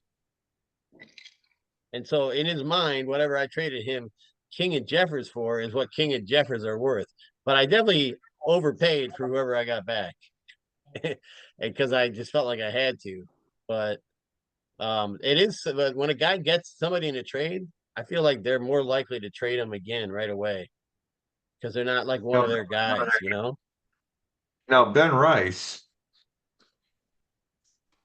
has been up for the Yankees just this year. I mean, he was basically just drafted in 21 in the 12th round, but had a pretty good minors. He's out He of had that Dartmouth three home run College. game, man, though. He's been riding that 1 3 home run game. He hasn't been His, great his, other than that. his WAR is 0.0. He's had 107 at bats. He's got 6 home runs, batting 196. Yeah. He's got an OPS of 712, OPS plus of 98. Uh, Basically, in a nutshell, he has struck out 33 times in 107 at bats. All right. Hey, So check out of this that out. This is 107 at bats, I mean, he's got some sacrifice. He's had some walks. He's only had 15 walks or whatever. Had a couple sacrifice flies. So be it. Hit by a pitch, so that counts as a plate appearance, but doesn't count as a bat. But when he swings, he's missing 33% of the time. You know, damn yeah, near. yeah. I mean, I think you made a good deal. We both, Lou and I both thought you got a better side of it, but time will tell. Listen to this though. This is kind of fun. Like uh Cal Raleigh, I got for Tanner Houck, right? And then I flipped Cal Raleigh and Michael King, the same two guys you got, for Reese Hoskins. Now, on paper, that's a horrible trade. I just really needed a first baseman, and I had pitching and I had catching. That's a bad trade. I made a bad trade. But then Norm turns around, and he trades those same two guys for Ben Rice and Adolis Garcia. I'll tell you what, Reese Hoskins for Ben Rice and Adolis Garcia, that's close. That Yeah. might be a real trade. But So like I'm thinking the in Norm's mind, he's thinking that he traded Reese Hoskins for Ben Rice and Adolis Garcia. And so he's thinking, it's not bad, you know? Yeah, pretty much. Pretty much. If you think about it that way, sure. Um, Ben Rice, though, is a dangler because he's a Yankee, and you know Norm. Oh yeah, sure, sure. Yeah. Yeah, it's like DC used to be with Tigers. Yeah. Throw them out there. But at least Cal Raleigh, he's got a 2.6 WAR, and King, you know. But to be honest with you, his batting average isn't much better than those other two guys. His on-base percentage isn't much better than the other two guys, but his slugging percentage is 434, and he's got an OPS of 736. His Well, OPS plus is 113, so that's 20 points higher than it's almost 20 points higher than what Adolis Garcia is at right now. and Um, King turned it around. I didn't think King would turn it around. I didn't think King would be like that guy. well, he's got a Um, 2.8 WAR, and he's 9-6 with a 3.26. yeah, and he had a rough first month. A I lot of know. those guys did with that Korea trip and stuff. We gotta watch that in the Dude, future. But all these pitchers are a gamble. You never know when their elbow is going to go out. You never know when they're going to tweak their fucking back. You never know when one of them's going to have a fucking kid. You know what I mean? yeah, that's true. Uh, Well, Raleigh's got the fourth most points in the beer league at catcher position though right now, and he got moved 4 times. So I don't know. yeah, he's It's ranked in the crazy. low 100s as a catcher. Remember back in the day when a good catcher was ranked 300, 400 Yeah, compared to everybody else? yeah. I think they changed their logarithm or they changed something about their sorting on Yahoo, so it's little more league specific or something. I never look at that. That's the Yahoo rankings. I don't know. I never. Oh, dude, I look Weird. at those I don't. all the fucking time. And even when I'm picking people up, I mean, it's like, okay, for a pitcher, I look what you did over the last 30 days. For a hitter, I look what you did over the last 2 weeks. See, that's like complete opposite of what I do. Like I don't look at the And that's why 2 weeks you're in at first all. place, and that's why I'm in last. Maybe I'm doing the wrong shit. I mean, I like to look at playing time, and that I use it for. I'll sort it by plate appearances and stuff to try to figure something out like that, like who's getting the playing time. But as far as what they've done, Ah, I don't know. It's too lucky. It's too random. The shorter that you go. So I mean, like Michael King last year, he did really well. But the tricky thing with him was that he didn't have much, starting experience, right? So I don't know. I don't know enough to know, does an ERA as a reliever, does that translate to when you become a starter? There was like uncertainty with him, but he's done well. So I mean, he's done about as well as you would have thought if you looked at last year and you liked what he did. He did well last year. hey, we were just talking about Greg Weissert? That motherfucker just got sent down. Really, it's What Oh, a what wait a minute. team? fast move. Maybe Boston? he might be getting traded. Who knows? It's funny. The Rangers did like 11 moves at once today. It was like it came across MLB trade rumors, and they're like they had no headline for it. They're like Rangers do 11 moves at once. It was all like this guy, that guy, this guy, that guy, If the shuffle these if the two Holy guys Rays off get the Weissert, IL, these then two shit. guys released. if the Rays get What's that? Weissert, then we know that they Cody, look at this yeah. ex Woba stuff. Yeah, right. Dude, I He like could be in the a front one of the guys office move. they activated as a starting pitcher named Gerson Garabito. I love that name. That's Mm. fun to say. Gerson Garabito. To be honest, well, he was in wasn't he? Was he in Little Mermaid? No, no, he's in Beauty and the Beast, right? Gasol. Um, Gerson. you Love tell I've been that. hanging out with little kids. All my references are like Disney Yeah, movies yeah. now. um, I think Lou, you probably got the most plate appearances in the league right now. I think that's part of the I think deal. so. That's not they don't track that on the um they have at bats, but plate appearances they don't track on the Yahoo thing. It's because I make painful choices. Like I drop superior players because they're not getting full at bats. And I just did that this past week with Stott.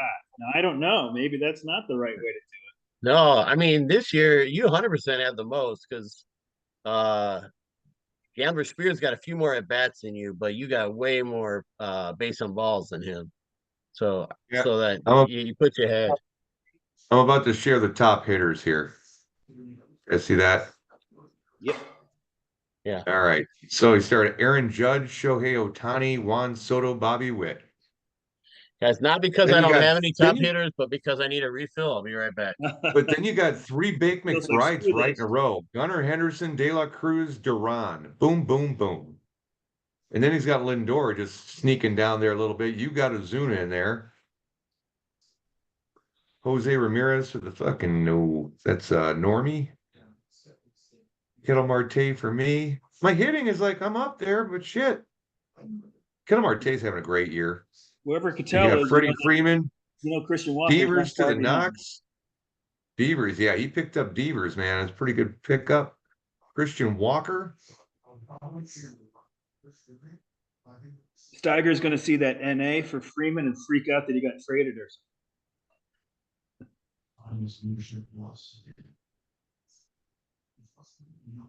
Yeah, anybody out there looking for a first baseman?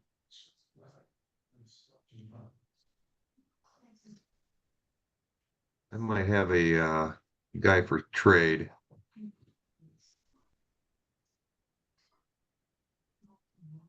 But I mean, if you look at it, Teoscar, C.J. Abrams, man, what a player! He's actually coming out and having a good year. Yeah, no, A lot of really. people kind of wrote him off a little bit. Brandon Nimmo came back having a great year. I didn't know Brent Abrams was doing Rooker, that. God damn it! If I could have, if I didn't drop Brent Rooker, I swear to God, I probably lost like 4 or 5 games just by dropping his ass and you picking him up. Well, it's about 30 And points that's, for a win.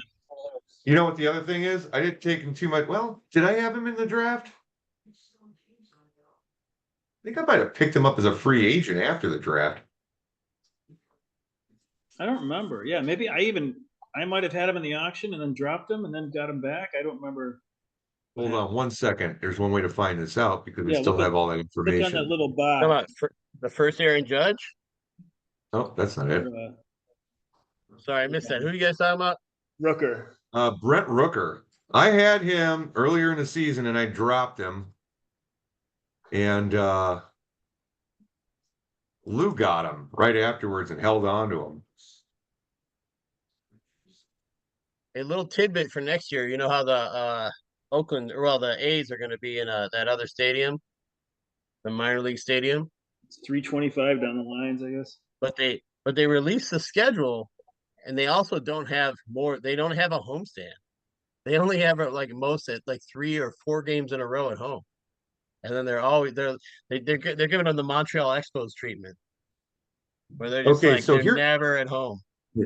here's the guys that actually put 20. I made Yandy Diaz an expensive like addition, and he's had a shit year.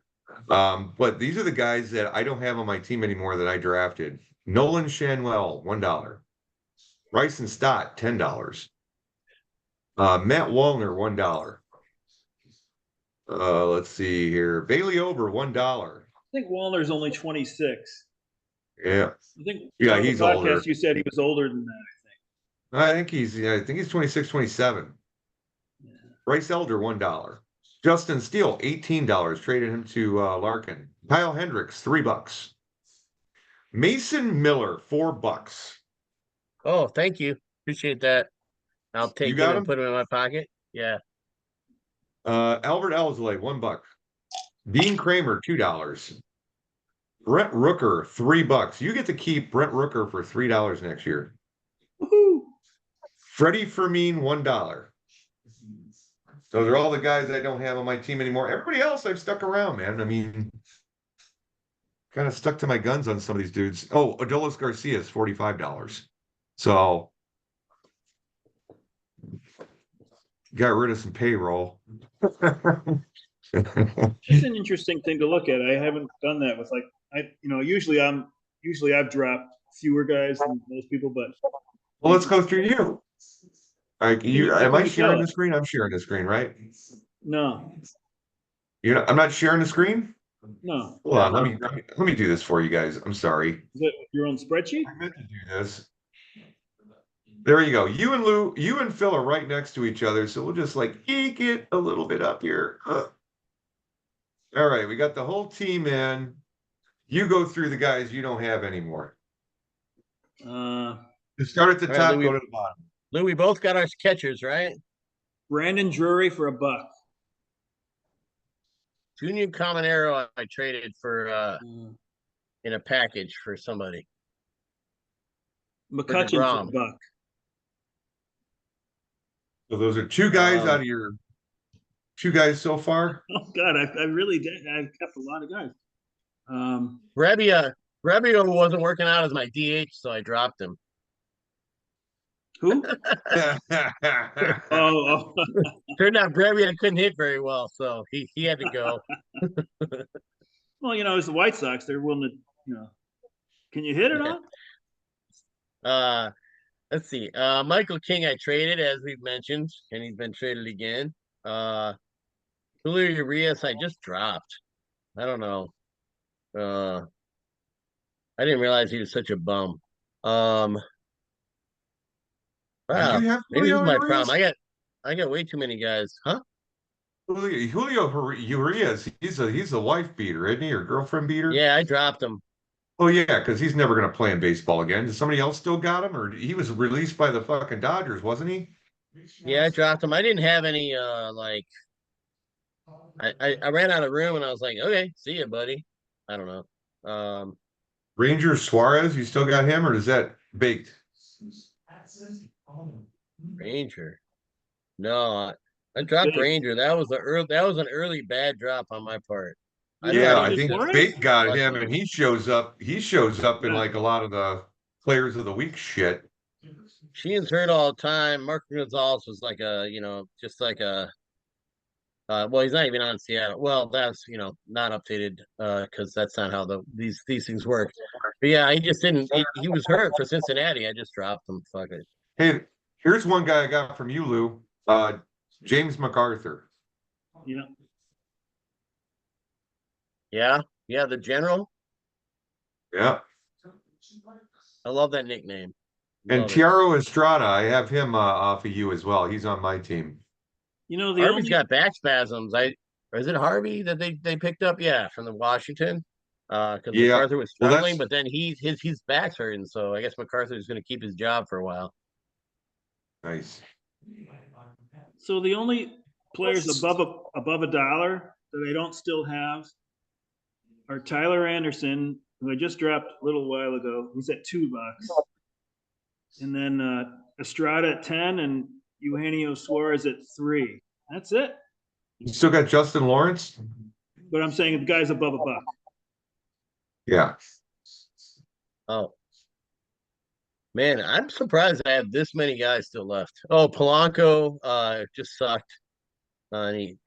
Seattle's a horrible hitting environment, and I'm going to try to avoid Seattle hitters from now on, unless they're like the best guy on the team. Uh, Yeah. Unless you're Caminero, I like, yeah, don't. Julio Rodriguez. You look at Teoscar. Okay, so it's Teoscar was in Seattle last year, and now look at him with the Dodgers. He's so much better. You Yeah, know, it's like absolutely. um, and sure, there's other factors in play, and Seattle hasn't. But year over year, their Teoscar run factor Hernandez keeps getting worse and worse, and I don't know was why. he with Seattle or was he with the Blue Jays? He was with the Blue Jays, and then he had a year with Seattle That's right. because he traded to them at least at 1 year, and he was awful going into his free agency year. So I think he might be on a 1 year deal with the Dodgers. I think he might be a free agent this So, year. Phil, does this mean that coming out of the auction you only had 13 hitters? Yes. Oh, did you realize that? Like you didn't care. You just figured you'd pick up somebody along the way. Yeah, I figured I had some guys that pitchers that were IL stashes like Shane Baz and Okay, I got Robbie you. Ray and maybe Max Meyer, maybe not. Jeffrey Springs. I had like three or four Right. IL Okay, I got stashes. you. Yeah. So and Julio Urias. So I had four different guys that were immediately going to the IL. So I'm like, I'll get somebody for DH. Who is Davy Garcia? He was like my last guy, I guess. Shortstop. Tell me, you dropped Ah, him. I don't even know what team that he's on. in that team. He Let's see. probably Oakland. never even played on your team. He was probably that guy you're like, I'm just gonna, yeah, I gotta draft somebody and just see if there's somebody better out there after the fact. Who is he? What team's he on? Danny Garcia plays for the White Sox. Oh, you're picking going with the winners. Shortstop? Uh, yeah, Triple A for the White Sox. He did play 14. Wait, I don't think he's a batter. He's a pitcher. Oh, okay. That's why I can't play. Yeah, Okay. He was a reliever. yeah, he's a That's right. pitcher. That's right. He's a Yeah, he's pitcher. a I thought he was gonna be Okay, pitcher the out of the short. bullpen. right. I thought he was gonna be the closer or something. Yeah, because everybody was speculating who would close, and he was one of the guys. Now the name's coming Yeah. back to me. Yeah, now I Closer get it. spec. Okay, because I was like, God, I don't know who that is. But okay, yeah, I got it now. I was just being honest because I was like, geez. I guess it's not surprising, but I thought we both had more turnover on our rosters, Lou. I thought I had more turnover in my roster. I guess I'm just churning those same 4 spots or something. And I've had a lot of guys get hurt, but everybody Tough. has. I'm no McBride's. McBride's has that prize for most hurt team all wrapped up. I mean, look at Doug's team real quick here. Well, Bellinger dude, I was just came fighting back. hard for Royce Lewis, man. And Royce Lewis been hurt most of the year, so that was kind of a little dodge on my part. Bellinger just came back. Yeah.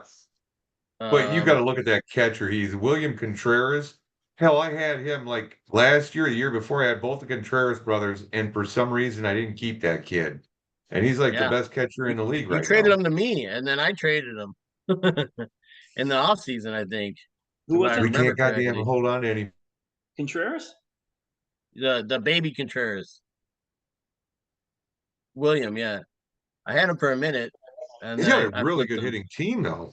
You know, with the Uh, this oh, and little he, three right here, and then you got Lindor, and if uh, Bellinger can stay in, Contreras, Royce Lewis, if he can play and stay healthy, he's good. Luis Robert down here, you know, Lou, that's if there was one guy that you can make sure was on your roster next year, I bet you and you made a list. I bet you William Contreras would be pretty high up on that list. yeah. I Me? bet you he's such a Lou guy. He Yeah, DHs, he catches. Oh man, you would love to have William Contreras. I love him. I liked him before this year, even, but I I was all set there. So But he's Yeah, also Lewis got Robin Josh hurt, Jung Michael and Harris Jose hurt, Siri. Josh Lowe hurt, Giolito hurt. Oh my God, this is just it's a Spencer death. Strider was look out at for the Oh my year, that God, right? I staff hope though. Doug What it never. could have been with I hope Strider, Doug never Siri, drafts Yamamoto, me. and Imanaka. Yeah, it's Yamamoto Alcantara. got just hurt. Alcantara. We already knew about Alcantara though, right? Yeah, yeah. That's a stash. He did that on purpose. Diaz then had his whole Well, disaster thing. $2. I mean, Uh, shit, $2 is $2. yeah, no, I mean it's a good stash. Yeah, yeah. Especially in a quality I starts never league. do this, and I think this is really entertaining to look at the Well, auction sure. stuff. You know, Look at okay, Bailey over gone to Chris. Chris got him. Bryce Elder, he's bounced around a little bit. Chris got Justin Steele. Somebody got Hendricks, so he's out there. Phil, you got Mason Miller. Alzolay's still out there. I don't know who's got Dean Kramer, but somebody does. Lou, you got Brent Rooker. I think Chris got Freddie Fermin too. Chris, this is taking all my guys I'm dropping. Uh, this Lou, you got crazy. Bryson Stott. Now, are you talking to Chris about these drops before you drop them? Is he giving you advice too? No, it's a weird thing. Yeah, I think he's no good too. And Carcion Strand, he's hurt all goddamn year. So is Jung Ho Lee. God damn it. So Yeah, those injuries I've had a got great hit year pretty from Logan hard. O'Hop. Knock on wood. He's been a good player. I think Heston Kjerstad, the best is yet to come for that guy. That's what made Odolis Garcia, expendable.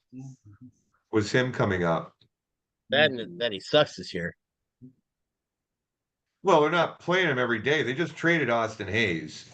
Oh So no, that's I'm going to talking about open up. Dolis Garcia, not Heston Kjerstad.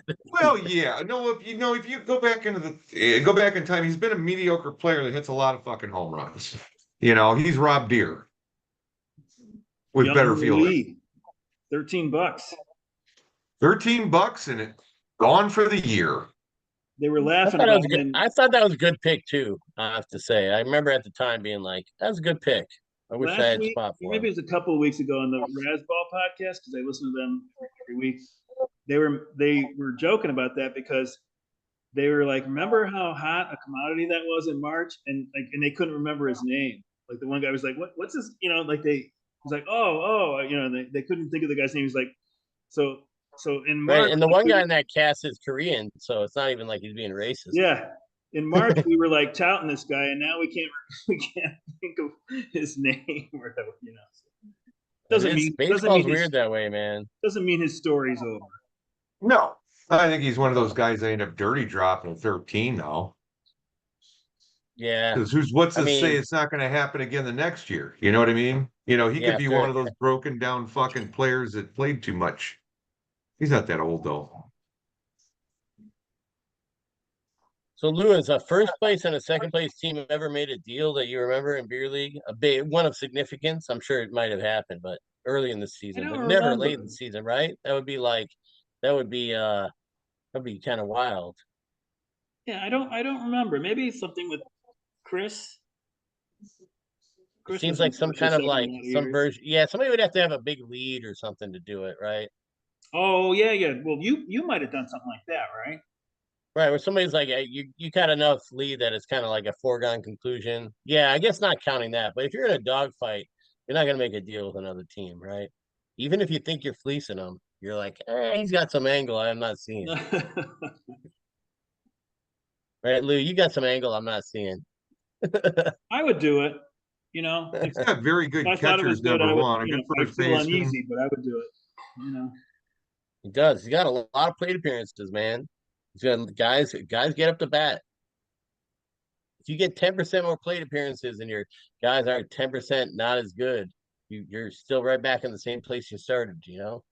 I guess the plate appearance philosophy is that I don't believe that I truly know who's better than somebody else. So I may as well increase my chances by having at least they're going to get An plate extra appearance. at bat. Yeah. Yeah. Well, Jeff hasn't been on our other two podcasts, but we've been saying this of like and I'm sure you watched them and took copious notes, Jeff, but um we we definitely discussed like the idea of like, hey, it's if a major league team puts somebody bad in third, he's good. I'm so sorry. Or they at least think he's good, It's like am I better? Am I smarter than an entire organization? I'd like to think Hey, so, but I don't think that's true. you know, Maybe I'm I actually, smarter than the White Sox, but I don't know if I'm smarter than anybody else besides the White Sox. I actually scouted Zach Gallen in person. Baby cakes, baby cakes. you, you Uh, stopped you stopped Jeff from telling that story. You're like, Jeff, just I love this story, but you've already told us this twice. I had to. when he You know caught what? me on it, I'm Honestly, like, like yeah, I didn't. I've told Honestly, it that was like story way Jeff. too It many was for your fucking own good. times. It was for your own good.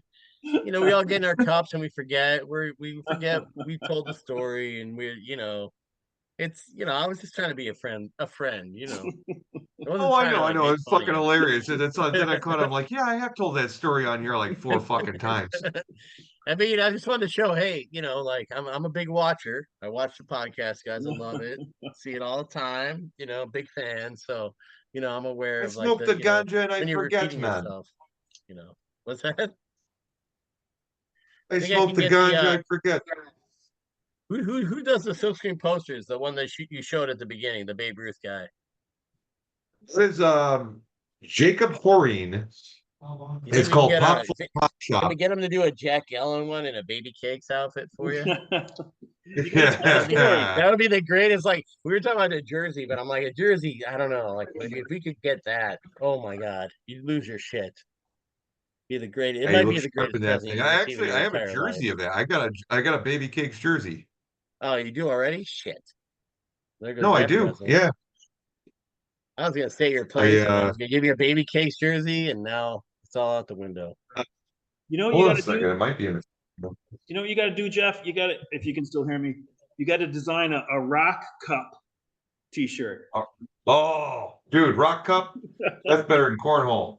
Hold on one second. I think I'm getting we Rock should. cup. Can we just design some mugs that are like how to play Rock Cup, and it just on the side of the mug, it gives you the instructions to Rock Cup, how to play Rock Cup. You weren't down there for that, were you? Oh yeah, Oh, you place were the there cup. too. Yeah, place the cup.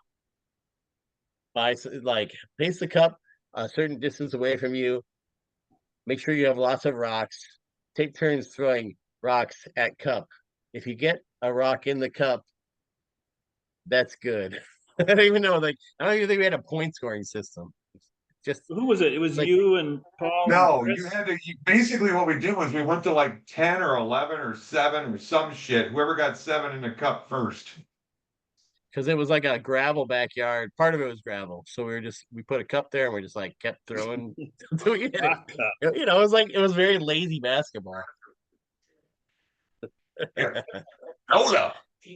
Rock cup. This That's a is good like one of idea. the game worn kind of jerseys. So that's pretty fucking awesome. It's a really cool jersey. I love the fucking fabric. Now that you have it on, I actually think I have seen it before. I think you Yeah. showed me at your house, maybe or something.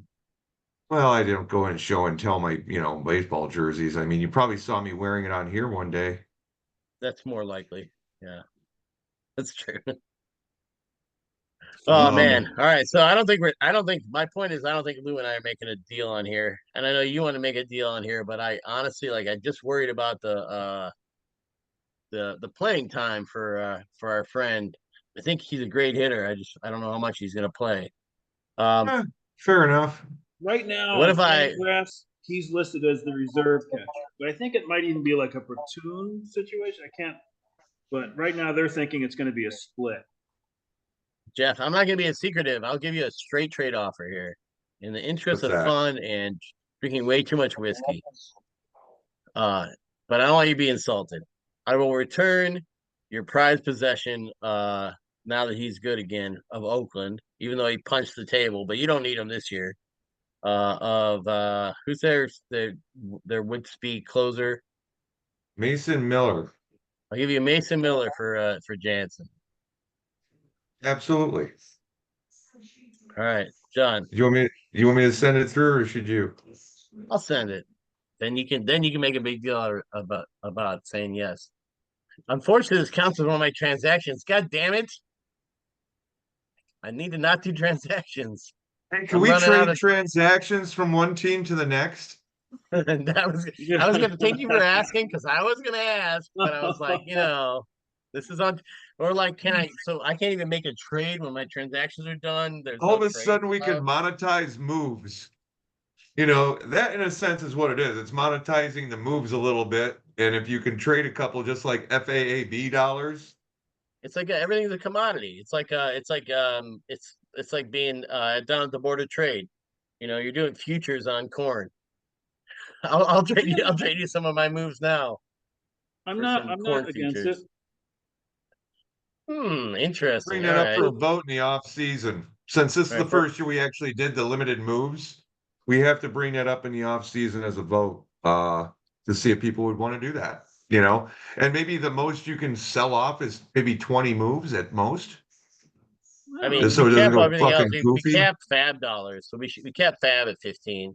Probably have to cap moves at no, we 15 or kept Fab something at or 20. 33. Oh, really? Yeah, auction dollars is 15. Oh, okay. I mean, I guess that's I proof of say the maybe pudding. Then, keep if it. you can trade fab dollars, why can't you trade moves? Except that it's a pain in the ass for Lou. But Lou loves being It's a not like lazy commissioner in it's not name a big. only. It's not a big deal. Hey, the only reason I'll bring this up is because it won't hurt the move going through because it's pro Jansen. So right now Wong is still listed as the starting catcher, but Jansen's listed as a righty platoon because I think he's going to get DH at bats too, which he did 2 games ago. He was the DH. So I think that there's going to be games when, well, there already has been, I think, where Wong caught and Jansen was the DH. Well, it counts as a transaction either way, right? Like whether you propose it or I don't. I mean, nobody knows this shit. So I'm not whether I sure. propose it or you propose it, it probably counts as a transaction either way. If you drop somebody, it doesn't count as a transaction. I'm not sure if a trade counts as a transaction because they Well, do list them here's the thing. separately. It All right, let's probably take a look. does.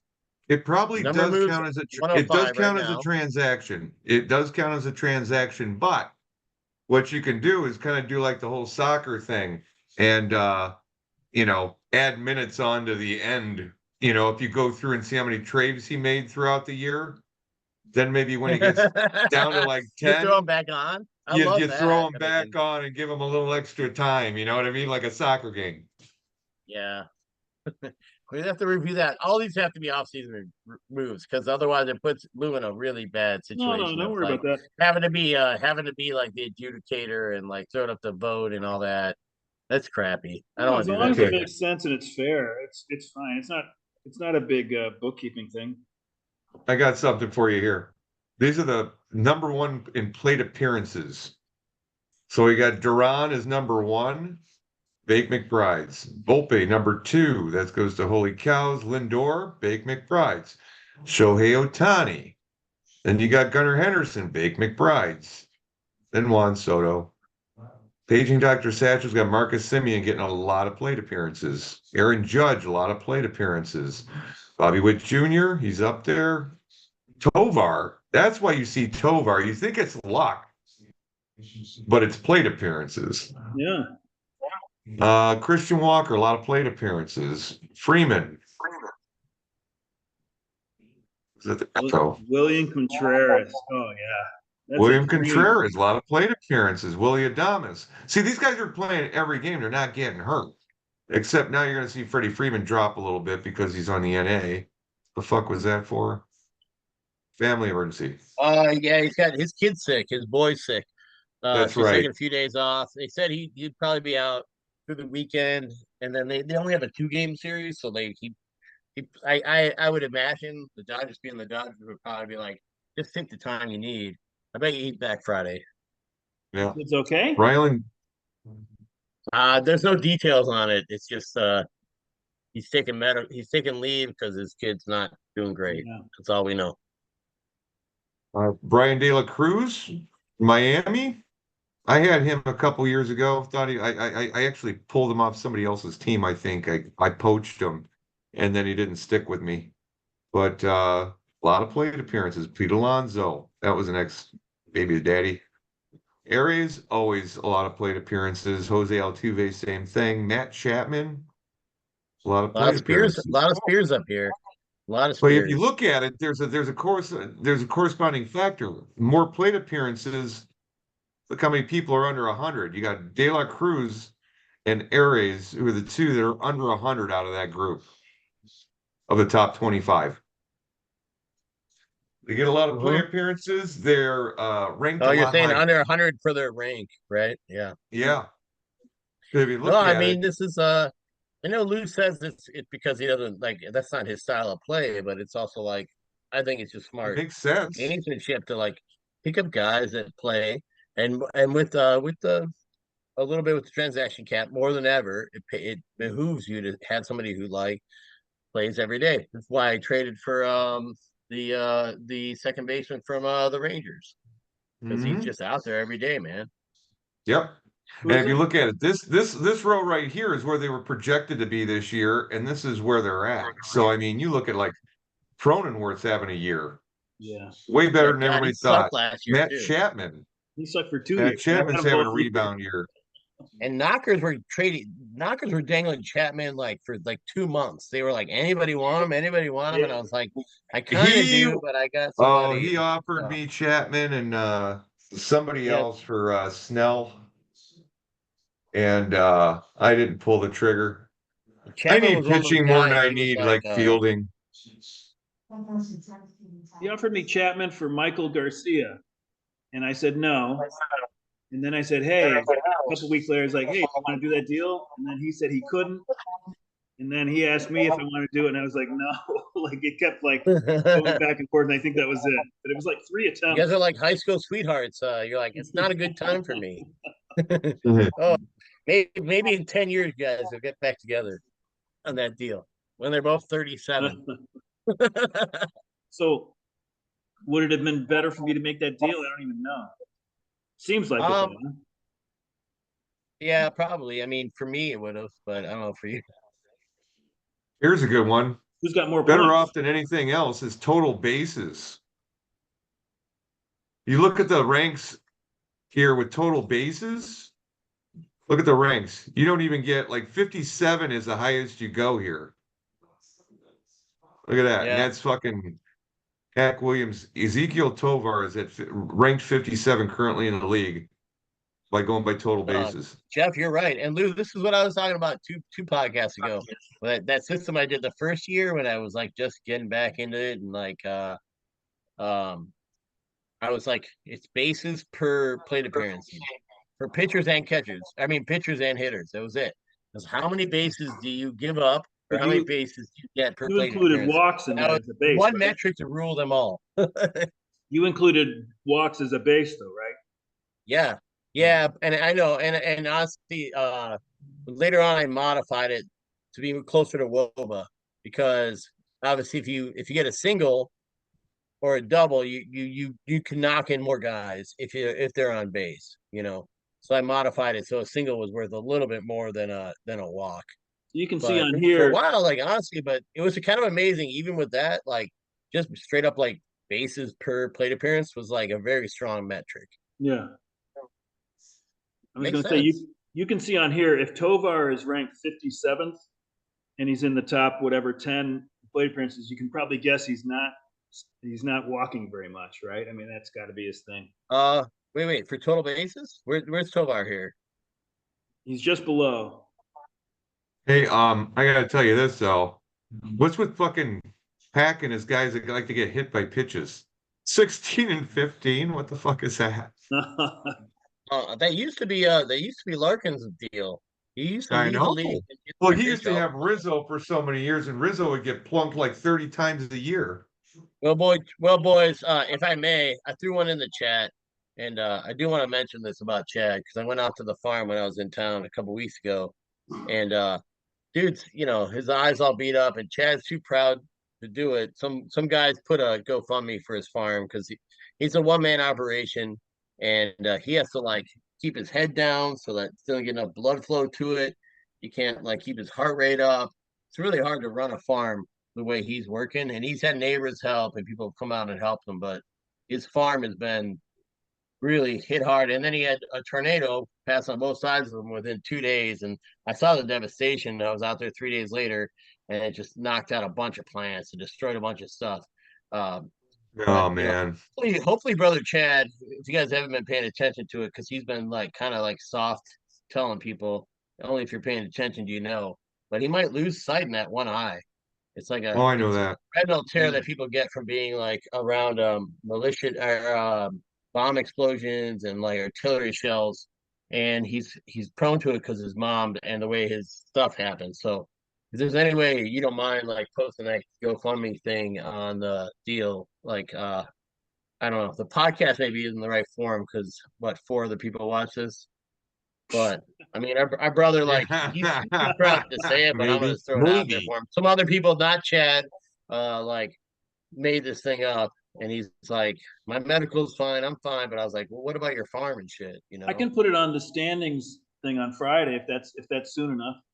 Yeah, that Yeah. link's great, man. And I think there's been a lot of people because a lot of people get good produce I mean from the him that ticker, wouldn't the be able to ticker. get it otherwise. So, um, whatever. I mean, yeah, I just want to mention it because he's our friend and it's really awkward for Chad to talk about. And he's not going to ask for help, but he's going to take I our had no goddamn help idea. no matter what. We're going to give it to him. We're going to give our help hard, and he's going to take it all the way. So, I You had know, no I, idea you had a GoFundMe going on. I'm gonna do the players of no, the but well, month. I had to hit him up for the link because I was like, dude, I can't find it on any of your socials, man, because he's so like, embarrassed and doesn't want to do it, and like people are like, did it for him, but he needs it. He's just too proud to like do it, you know. So it's just one of those like, throw a buck here or there. Did he post it It on looks like it's Facebook? pretty funded already, but it's just he's got a lot of chickens. He's got a lot of costs out on the farm, and like, he's got his medicals are good. His medicals are good. He's good on all that shit. He's got Janine's health insurance, but like he's the guy that ran that whole farm. It's hard to run the farm when you're not allowed to like get your heart rate up, above like 80. you know, Where the kids I was are out the there kids with him. going We to were going school out to right now, or what are they doing? yeah, they're in college, but they're smart kids. Yeah. Smart kids. They got like scholarships and shit. They're smart kids. It's not Yeah. about that. It's about the They get farm, home really. on right. I'm gonna do the players of the month on Thursday, so I'll put the link on there too. Cool. You've got a Yeah, I link. just want to mention it. I mean, it's Chad. He'll be fine either way. He's a Can you survivor, email me but the link? I feel bad. Sure. I'll send it to you. Okay. It's in the chat in here, but I'll send it to you as well. I don't look at the chat in here unless somebody tells me to, so don't worry about that.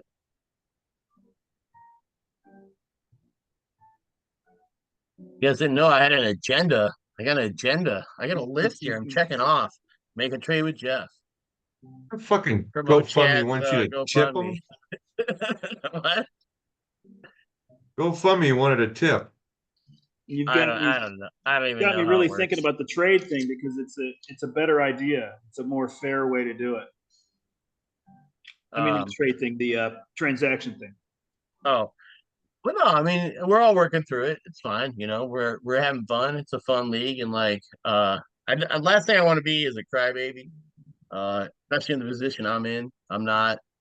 Uh, But if that like midpoint I said, wasn't whatever the rules are, I'm ready to the compete and do midpoint it. wasn't I just chosen they caught me a little by perfectly, surprise, but I knew it was coming too.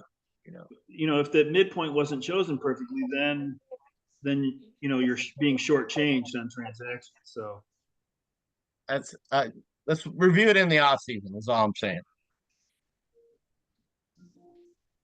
I'm not asking for anything right now, but or I don't know, whatever. It's not. It's going to be a few moves here and there. I welcome the challenge. well, it was supposed to be 282 for the year. So I mean, it's true. It's like you're not. It's not 282 then. So I'm gonna What do you I'm think gonna on think that, about that Jeff? a lot tomorrow. I'm gonna What do you think. think, Jeff? What's that? Do you think the moves that allowed when it says 282 for the year, it should be 282, or the I way? think it's a good. No, I think it's a good start, and I think maybe we use like some moves as like a way of to you know like trade people and shit. You can put it in trades and stuff like that. It just like opens up a whole nother avenue, a whole nother medium as far as getting what you want out there and different points of value. So I I like kind of that. like it. Yeah, because like somebody who's out of it's like, also like trade me 20 moves and I'll give you now that's like that's a thing though. That is bookkeeping You got, nightmare. you got to And keep, you got to keep It's maybe not a big down. deal. Maybe you can only trade to one person 5 moves at a time per trade, See, this stuff, I and think you got we to should keep cap it it at simple. 5 move or five like I think it 20. should just yeah, be an that I aggregate. want to do. It's just doing it in Yahoo. It's like making it happen in Yahoo is like the pain in the It's butt. not So a big like deal. No, so it's just then if you keep a Easy. spreadsheet off to the side, you can account for it. Yeah. all right. Yeah. If I propose a trade, I don't know. I guess like if I propose a trade to somebody, like Joe Schmo for one transaction, and we could put up the league vote so there's no drama about who the player is, and just see what people say for in season, Lou. Or you want to like? I'm fine waiting until off season. I don't want to be a crybaby here. That's the last thing I want. Well, I just donated to Chad, and I am now going to put it on my Facebook page, which I don't really use that much. And maybe somebody else will hop up and somebody else that hasn't seen it, because I mean, this is the first I've heard about a GoFundMe No, that's the page. thing. It's like it's been very. He's like, well, I put it on this, and then I'm like, Chad. He's like, this is why people made it for him because he's like, too proud. And we're like, dude, everyone wants your farm and your chicken and your eggs to come through. Sometimes you need help. It's all right. If people can't afford it, they won't help. It's not a big deal. Right. Uh, but yeah, no, it was cool seeing him out on the farm, but he has to hold his head down to his side while he's doing the work so that the blood doesn't flow a certain way. He has to time Yeah. himself out so his heart rate doesn't go above a certain amount. He's like limited. I mean, a farmer needs to work in prime summer like 10, 12 hours a day, and he's like limited to like, 2 to 3 He hours of probably work. laughed that you said that. I'm sure it's more, right? Yeah, it is probably more, but you know, I don't want to be a You know what hyperbole, this? but You know what the fucked up thing was? I just I just posted my receipt from donating to Facebook, and I had to throw it in the garbage real quick. I had the wrong link. oh, I'm sorry. All right. I sent it to Now, I sent it to it's in the chat. Well, that's for the how I meeting. got to it. But I don't think Okay. I'm going to be able to access this. I sent it to you, Lou. So Emailed it? I emailed it. Yeah, yeah. Okay, For good. your request, sir. I think I All did. right, I just posted the thing. Hopefully it looks Yeah, like I a sent video. it to you. Well, All thanks, right. guys. We No, all no, love no, our no, brother no. Chad. Thank you for letting me know. He's just too. Yeah, exactly. It's like he doesn't want to talk about it, and Oh, I nobody understand. wants to. But it's his. If you're gonna go blind in one eye and you're trying to save it, and you want to still keep your farm going, and you're the only guy working on it, like at some point, and stuff's breaking down, and you're not only allowed to work a certain amount per day. It's a bad situation. So Oh, appreciate it's that. like Thanks for it's a no-win situation. no, it is. So Even some folks have gone out there and helped. I mean, John Kimler was going out there to help him out. Our friends, Eric was out there. I went out and tied some stuff off. He's got a friendly neighbor guy who's got a much bigger farm that came over with his work crew, and did like a couple hours and then knocked a ton of stuff out.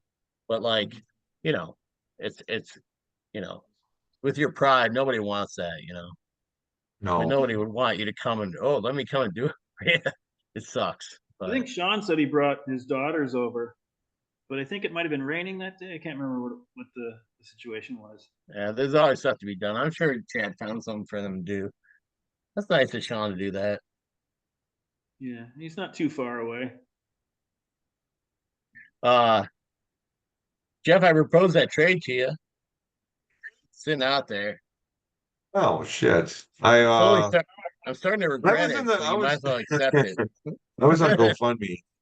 No, that's all right. Hey, I'm just letting you know. I'm not. I would let it sit out till you accept it. We accepted in verbal, verbally. So I would not have redacted it. That would be, I think, in bad form of me to like change my mind. But You know what's funny is this is the second trade I've made with a host, with somebody co-hosting us the last 2 weeks. I traded with well, Norm last week, traded with you this week.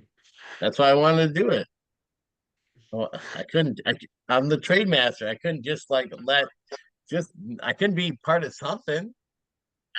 I think just to say we did it, I'm going to offer you like my 30th player in my roster, and you give me your 30th player. Oh Just to gosh. say we made a deal, you know? You know he broke a finger on his non-throwing hand, right? Wait, who? Oh yeah, Mason yeah, Miller. yeah. No, yeah, Okay. yeah. He was pissed that he had to go to work out after a massage, and he punched the table and broke his non-throwing. At least he punched it with his non-throwing hand. Good job, Nuke LaRouche. But He's yeah, no, disputing that yeah. I account. want you, as long as you do know that. I mean, he's not going to help you this. He might help you in a few weeks, but his glove hand, he's out for a few weeks. He came out with a statement Here's that disputed that account, but hey, just probably because it makes him look really stupid, you know? I don't It know if you does. know this, but my relief pitching is not. I didn't really need him, Oh, but I well, did want him back. shit. So, but yeah, Hmm. now I'll have Hector Neris or James MacArthur up for sale. Well, Parker Meadows, yeah. I mean, nobody wants Neris, and MacArthur is splitting the role. So one of those guys is a drop, Jeff. I hate to break it to you. Like one of those guys is a bum, anyways. But also like the Where am thing I is, going to go? what's that? I said I'll hang on to all of them. Where am I going to go? Right? James MacArthur got me 7 points today in a save. Yeah, the general. Because Harvey's back's hurt. There it is. Boom. We did it. Trade on the Okay. podcast live Oh, because they weren't without playing today, secrecy. right? Oakland? I Right, forgot to play and Michael Bush and he hit a home run. Jansen was on the NA or whatever, Uh-huh. and I had a free roster spot too. Well, he just Very came rare off for the NA. I thought Yeah, Jansen already played for them. but not today. Yeah. not today. You're right. He Yeah, was out of game. no. I had a free roster spot. He did play already for him, but I Okay. had a free roster spot. I thought I read it wrong. I was like, geez, I had him playing No, the you're right. DH yesterday. It was an elaborate hallucination. Yeah, I don't know. It seems kind of cheap and easy, Lou, to like do a trade for our weakest guys. But Well, I just meant before the deadline. The next 3 weeks, I'll send you, whoever my worst guy is. And yeah, worst inning apparently, for my worst apparently inning. that was Tyler Anderson. Apparently, so I guess that would be somebody that was of value. I shouldn't have done. I probably should have. I was just lazy. I should have like made some texts and trade offers or something. So I'm dropping a guy who was an all-star. I knew he had value, but Yeah, well, you announced it too to everybody. I Maybe announce it first and then drop them. I'm thinking about dropping this all-star. Does anybody want him for a very minimal cost? Fuck, great timing. Uh, Now I got Christian Walker day to day. The fuck did he do? He was fucking perfectly healthy before this game. What the hell happened? Oh, oblique tightness. oh, the Left dreaded oblique oblique. tightness. Oblique is like a worse. What's worse, oblique for a hitter or forearm for a pitcher? Jesus, they're both like they're not the death sentences, but you're like, It's just still annoying. yeah, but these oblique for hitters, it man. can linger. It's a The pain. rotational velocity. Yeah, he exit the game with oblique tightness. That's not good. Hmm. I was gonna say, Obliques. We don't even have those anymore at our age, right? I'm What pretty the sure fuck? I, my Which I'm pretty sure my obliques are gone at this point. which muscle is it? It's on the side here. It's the the, second Hold on one. a second. Let the me one under all this side flab that I have, like here bleak or somewhere under under it. here. Oh, On the side. Oh It's man, not. we're This is rated R now. abdominal. Well, this is so gut, it's but the this is it's the abdominal. it's the It's cum over here. gutters. Yeah, cum gutters to the side before the back. It's in between your abs and your back. So cum That was a gutters. term. That was a term I just heard for the first time, and like somebody from work said that at a golf when we were out golfing and shit. I'm like, what the fuck you talking about? Cum gutters, and that's what they told me those were. I don't think I get the joke. It's a good name. You ever see Lou, the guys that Lou, wear are you gonna their get censored pants on really low and YouTube their for this one? muscles kind of like tuck from the sides? That's what they call cum gutters. Like I'm It's somewhere in there.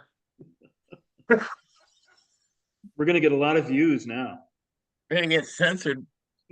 Should we just all like show bellies and see how bad we are? No. That's all right. I'm sure the worst. I don't want to be embarrassed. Please Just stop. use your imagination. It's just I was your gonna say imagine. before. I was gonna say before about Chad that even in perfect health, at the age we're at now, I think farm work would be pretty damn hard anyway. Oh That's yeah. what I was saying to him. Like I wouldn't be able to do it. I would be incapacitated maybe the first day. So. Well, he grew up that way. His dad had a farm, He grew up on a farm doing But farm my work. my version of helping Chad when I was in town, when I saw you, Jeff, the other week, was went out there and I was like, Chad, like, dude, I'm here. What can I do to help? We'll talk, but like, just tell me what to do. But he had me like hold up tomato vines. Well, he like tied them off and lifted them up. I mean, I did some other heavier stuff, but like most of it was just like I just can't bend over and like do this shit. I'm not supposed to bend my head down that way because of the blood flow and it'll make me not be able to see out of his eyeball ever again. That's a weird shit. It's like he's almost like can't use it, that side or that head. It's like And keep it I don't know. still as fuck. But even that was like the next day I was like, God damn, I'm sore. And all I was doing was bending down to hold up vines while Chad tied them. Now Chad does this all day long, and I did about 3 hours of holding up vines and moving other shit. And I was like, the next day, like, God damn, this hurts. It was like bowling times two, times three. Where the next day you're like, everything hurts. The stuff I could help him with would be stuff that he could probably, it would be easy for him to do himself anyway. Like I'd be like, okay, I could. What's your QuickBooks sign in, Chad? I can, you know. Oh, Well, God bless actually, you. I can do that stuff. Okay, it's the computer stuff. Yeah, God bless you, Lou. Oh, God bless you, Lou. You imagine Chad is on the books? God bless you, son. This man has been cash only since 1996. Off the grid. There's no almost way like the beer league. Almost as old as the beer league. he has to go to an ATM to add money to pay his beer league fees.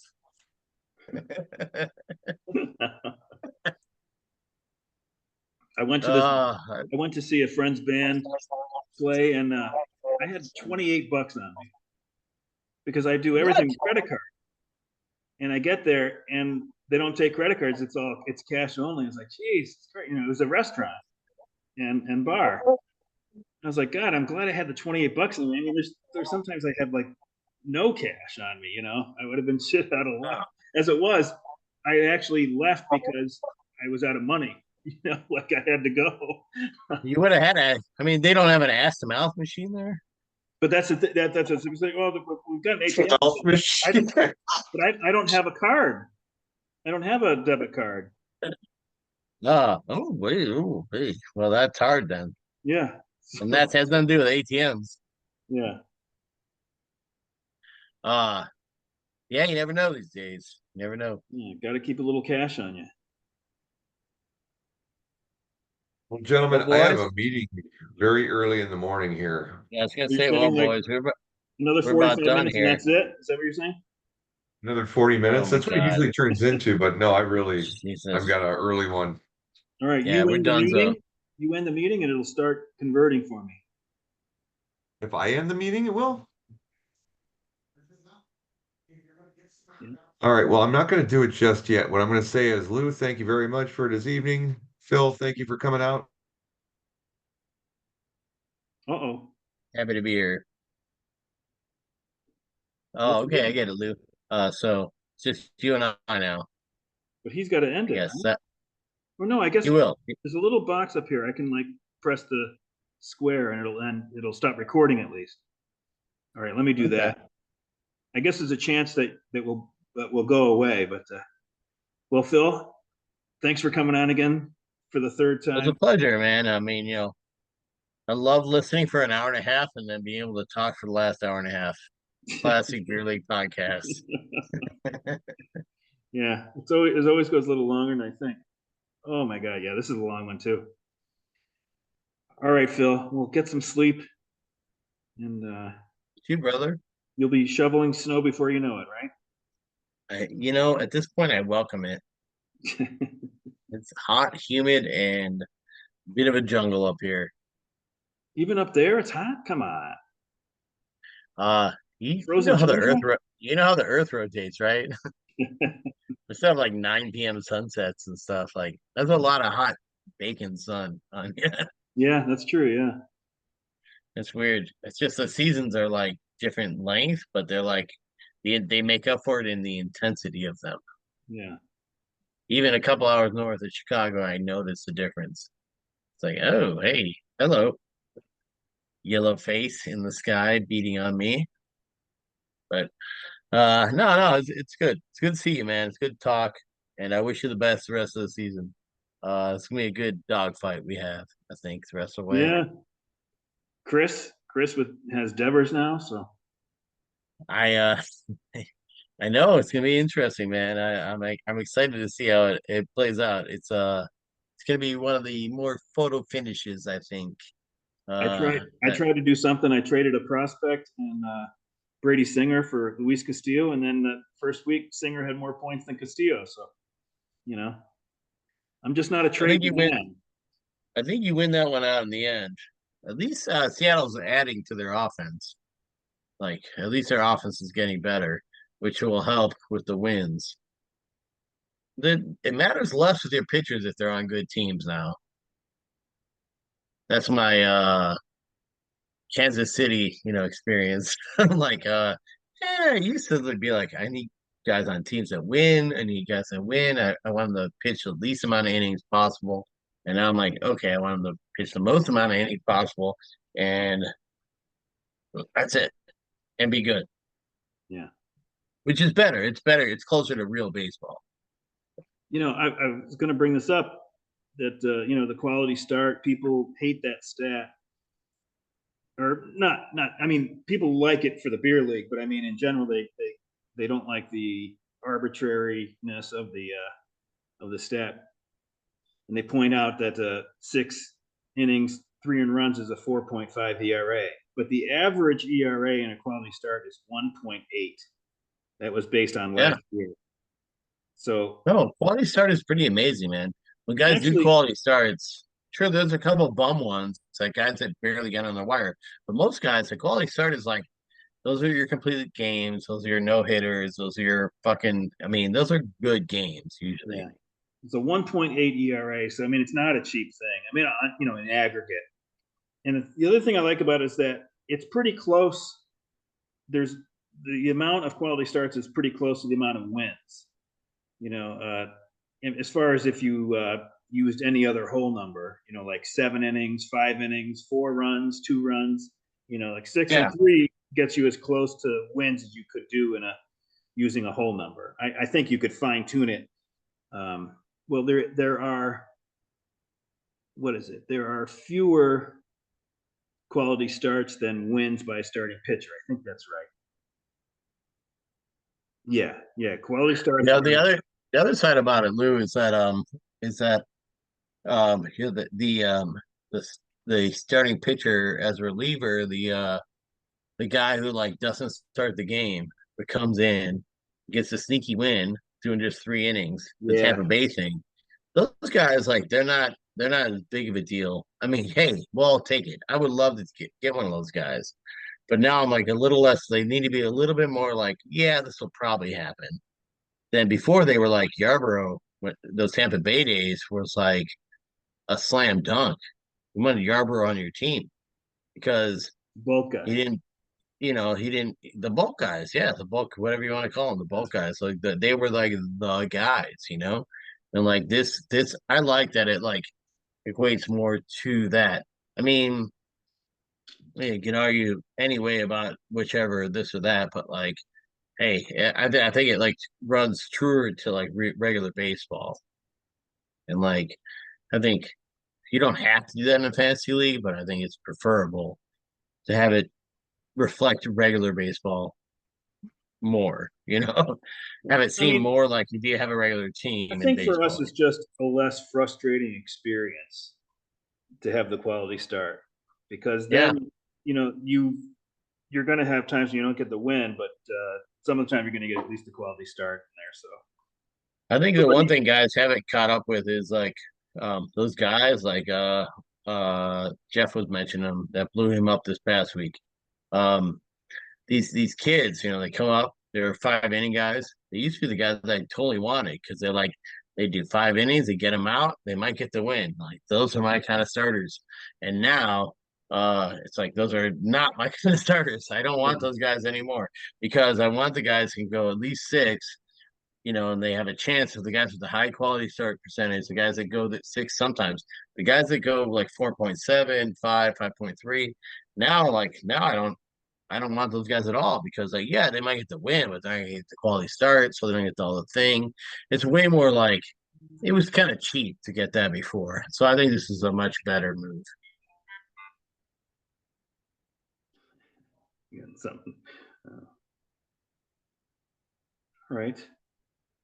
What? No, I was just saying, I think it's probably like a beer league text. It could have been from my family. Oh, okay. We got the beer league text going on about the trades and stuff. How the Sox did a poor job. Oh, yeah, that was on fire today, man. I always just rate the moves, but based on does it make sense that they traded this guy? But I don't have any opinion on who they got back because I've never heard of any of them unless they're major leagues or close to it. I've heard of I mean, that's I prospects. think I'm not alone saying that was my least favorite part of the podcast. But whatever. We're all just friends talking baseball. But I'll tell Well, Jeff to his face. Well, reading off like the trades and reading off the guy's stats, putting their height and weight. I don't need to know that shit for the trade yeah, deadline. It's not like that entertaining. Both of you and I are a little bored, but I'll tell Jeff that to him. But he was on a roll, so I was like, you know what? Just gonna wait it out. It's fine. I But just like don't. in general, I think like in general it should be like if you're gonna do a podcast, it should be kind of like engaging to the audience, you know. And reading something off of a screen isn't always the most engaging thing.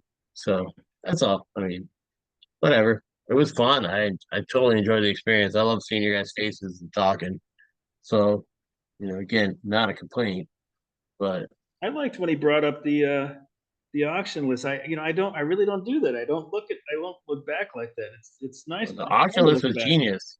Yeah. I'd say if the highlights of the podcast this year would be like that auction list was great. Then you did that injury ranking early on in the season.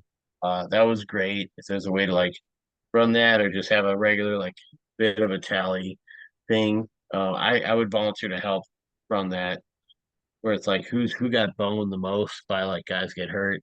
Like that was super fun. Like those were like highlights, for me. It's like I mean we all get the information. It's good to run through it. And it was good early on. I think you like really were trying to help. You were assuming that Lancey was Mike was like watching. So you're like trying to like help him through the idea of the idea of what it is, which I have to say, it took me like 3 or 4 years before I was like, what is this thing again? I mean, it is like confusing, it's like without somebody to like stand there and talk to you about it. Yeah. So I thought that was helpful. I got rid of Yeah, one of the sections on the standings because it was just I thought it was too much. But I did add that whole tab that rates and ranks. But you don't even have to check on that tab. no, I do think it's gotten better. I mean, hey, not a complaint. I love the podcast. It's fun to talk about the league and like, I think it's tightening it up and like thinking like, okay, like this is what the viewer, you know, well, and a lot of times it's a listener. A lot of times people put it on, they're not like watching. Sometimes they are, but like a lot of times they're just listening, I think, Yeah. while they do other stuff. Like imagine yourself staring. Do you stare at the screen and watch us talk for 3 hours? Like, no, Yeah. you're doing other things. So like for the audio of it, like I think the audio is good. It's just a matter of just like saying players' names and talking about people, but having different things each week is nice. Like the ones we mentioned, like the one Jeff brought up this week, or the injured guys that week, mixing it up and be like, this week we're gonna do this, and like just having a bit of a rhythm of a different thing, Yeah. you know. I mean, mostly it's about just like we get to hang out and talk. So, but it's a sort of like a chance for everyone else. For me, at least, like it feels lonely as shit out here, and probably lonely up there for you to like be able to see everybody and talk to them. Even if I'm not talking, I'm talking back, even when I'm watching it. So I appreciate you doing it, and I want to keep it going. So And don't take it as criticism. Diane likes it because she can watch her 90 Day Fiance shows and all of the ones that I just it's hard for me to sit there and when they're on it's hard for me to be there. So. Oh, I mean I think that's part of I thought this for a long time about like two plants or two trees or whatever. It's like they can grow like around each other, but at some point they both need to get their own sunlight, both need to get their own water, and like this is like a relationship to me. Like you gotta like have both. She loves Somebody this. can't sit in somebody else's shade. Like you gotta like go and get your own stuff you need for yourself. And every plant's different. They need their own things. Like that's fine. Like I don't know. It's great to share things, but it's also great to like let somebody else like have their own thing and have your own thing. I Sometimes sometimes the tree has to watch 90 Day Fiance without right. the other tree Exactly. making fun of the show. So, I mean, this is like one of my favorite things, with Liz. Like she's just strongly independent and has her own shit, and she doesn't mind if I'm like doing my own shit. And I've loved her. One of the most reasons I love her most of all is that it's like she's like, "Yep, you do your thing, I do mine." Like I don't need you here. I don't need you to watch me watch my show. Right? Go away. yeah. That's beautiful, right? Guess that's how you know you get a good one. All right, Phil. Well, on that note, we'll end it, and hopefully we'll have you on before we stop doing this. We've Well, I got hope we don't. Not that, well, for the year, yeah. But in the off season, we should definitely do reviews of like last year's um auction. yeah. I think You and I want to do it, or we can get guests in there and be like, let's talk about your auction last year, and like it's like a preview of like the next year. yeah. Like let's talk about the bids on this. They won't be as long as this. It'll be probably make half hour guys. We'll be like, so you got no bidding war on this guy because I have like notes on him. I think Be Chris fun to has like. Chris used to anyway. He had like a chronological list of the players, like when they're taken and all that kind of stuff. Because I don't do it chronologically. I can't tell when guys were taken. Well, I do it in the Zoom chat, but I don't know if this year it might Yeah. not have downloaded for me. But I try to like always do it in the Zoom chat. Anyways, love you, Lou. All Good right. night. All right. Good night, Diane, for me. See you later. Thanks, Phil. Bye.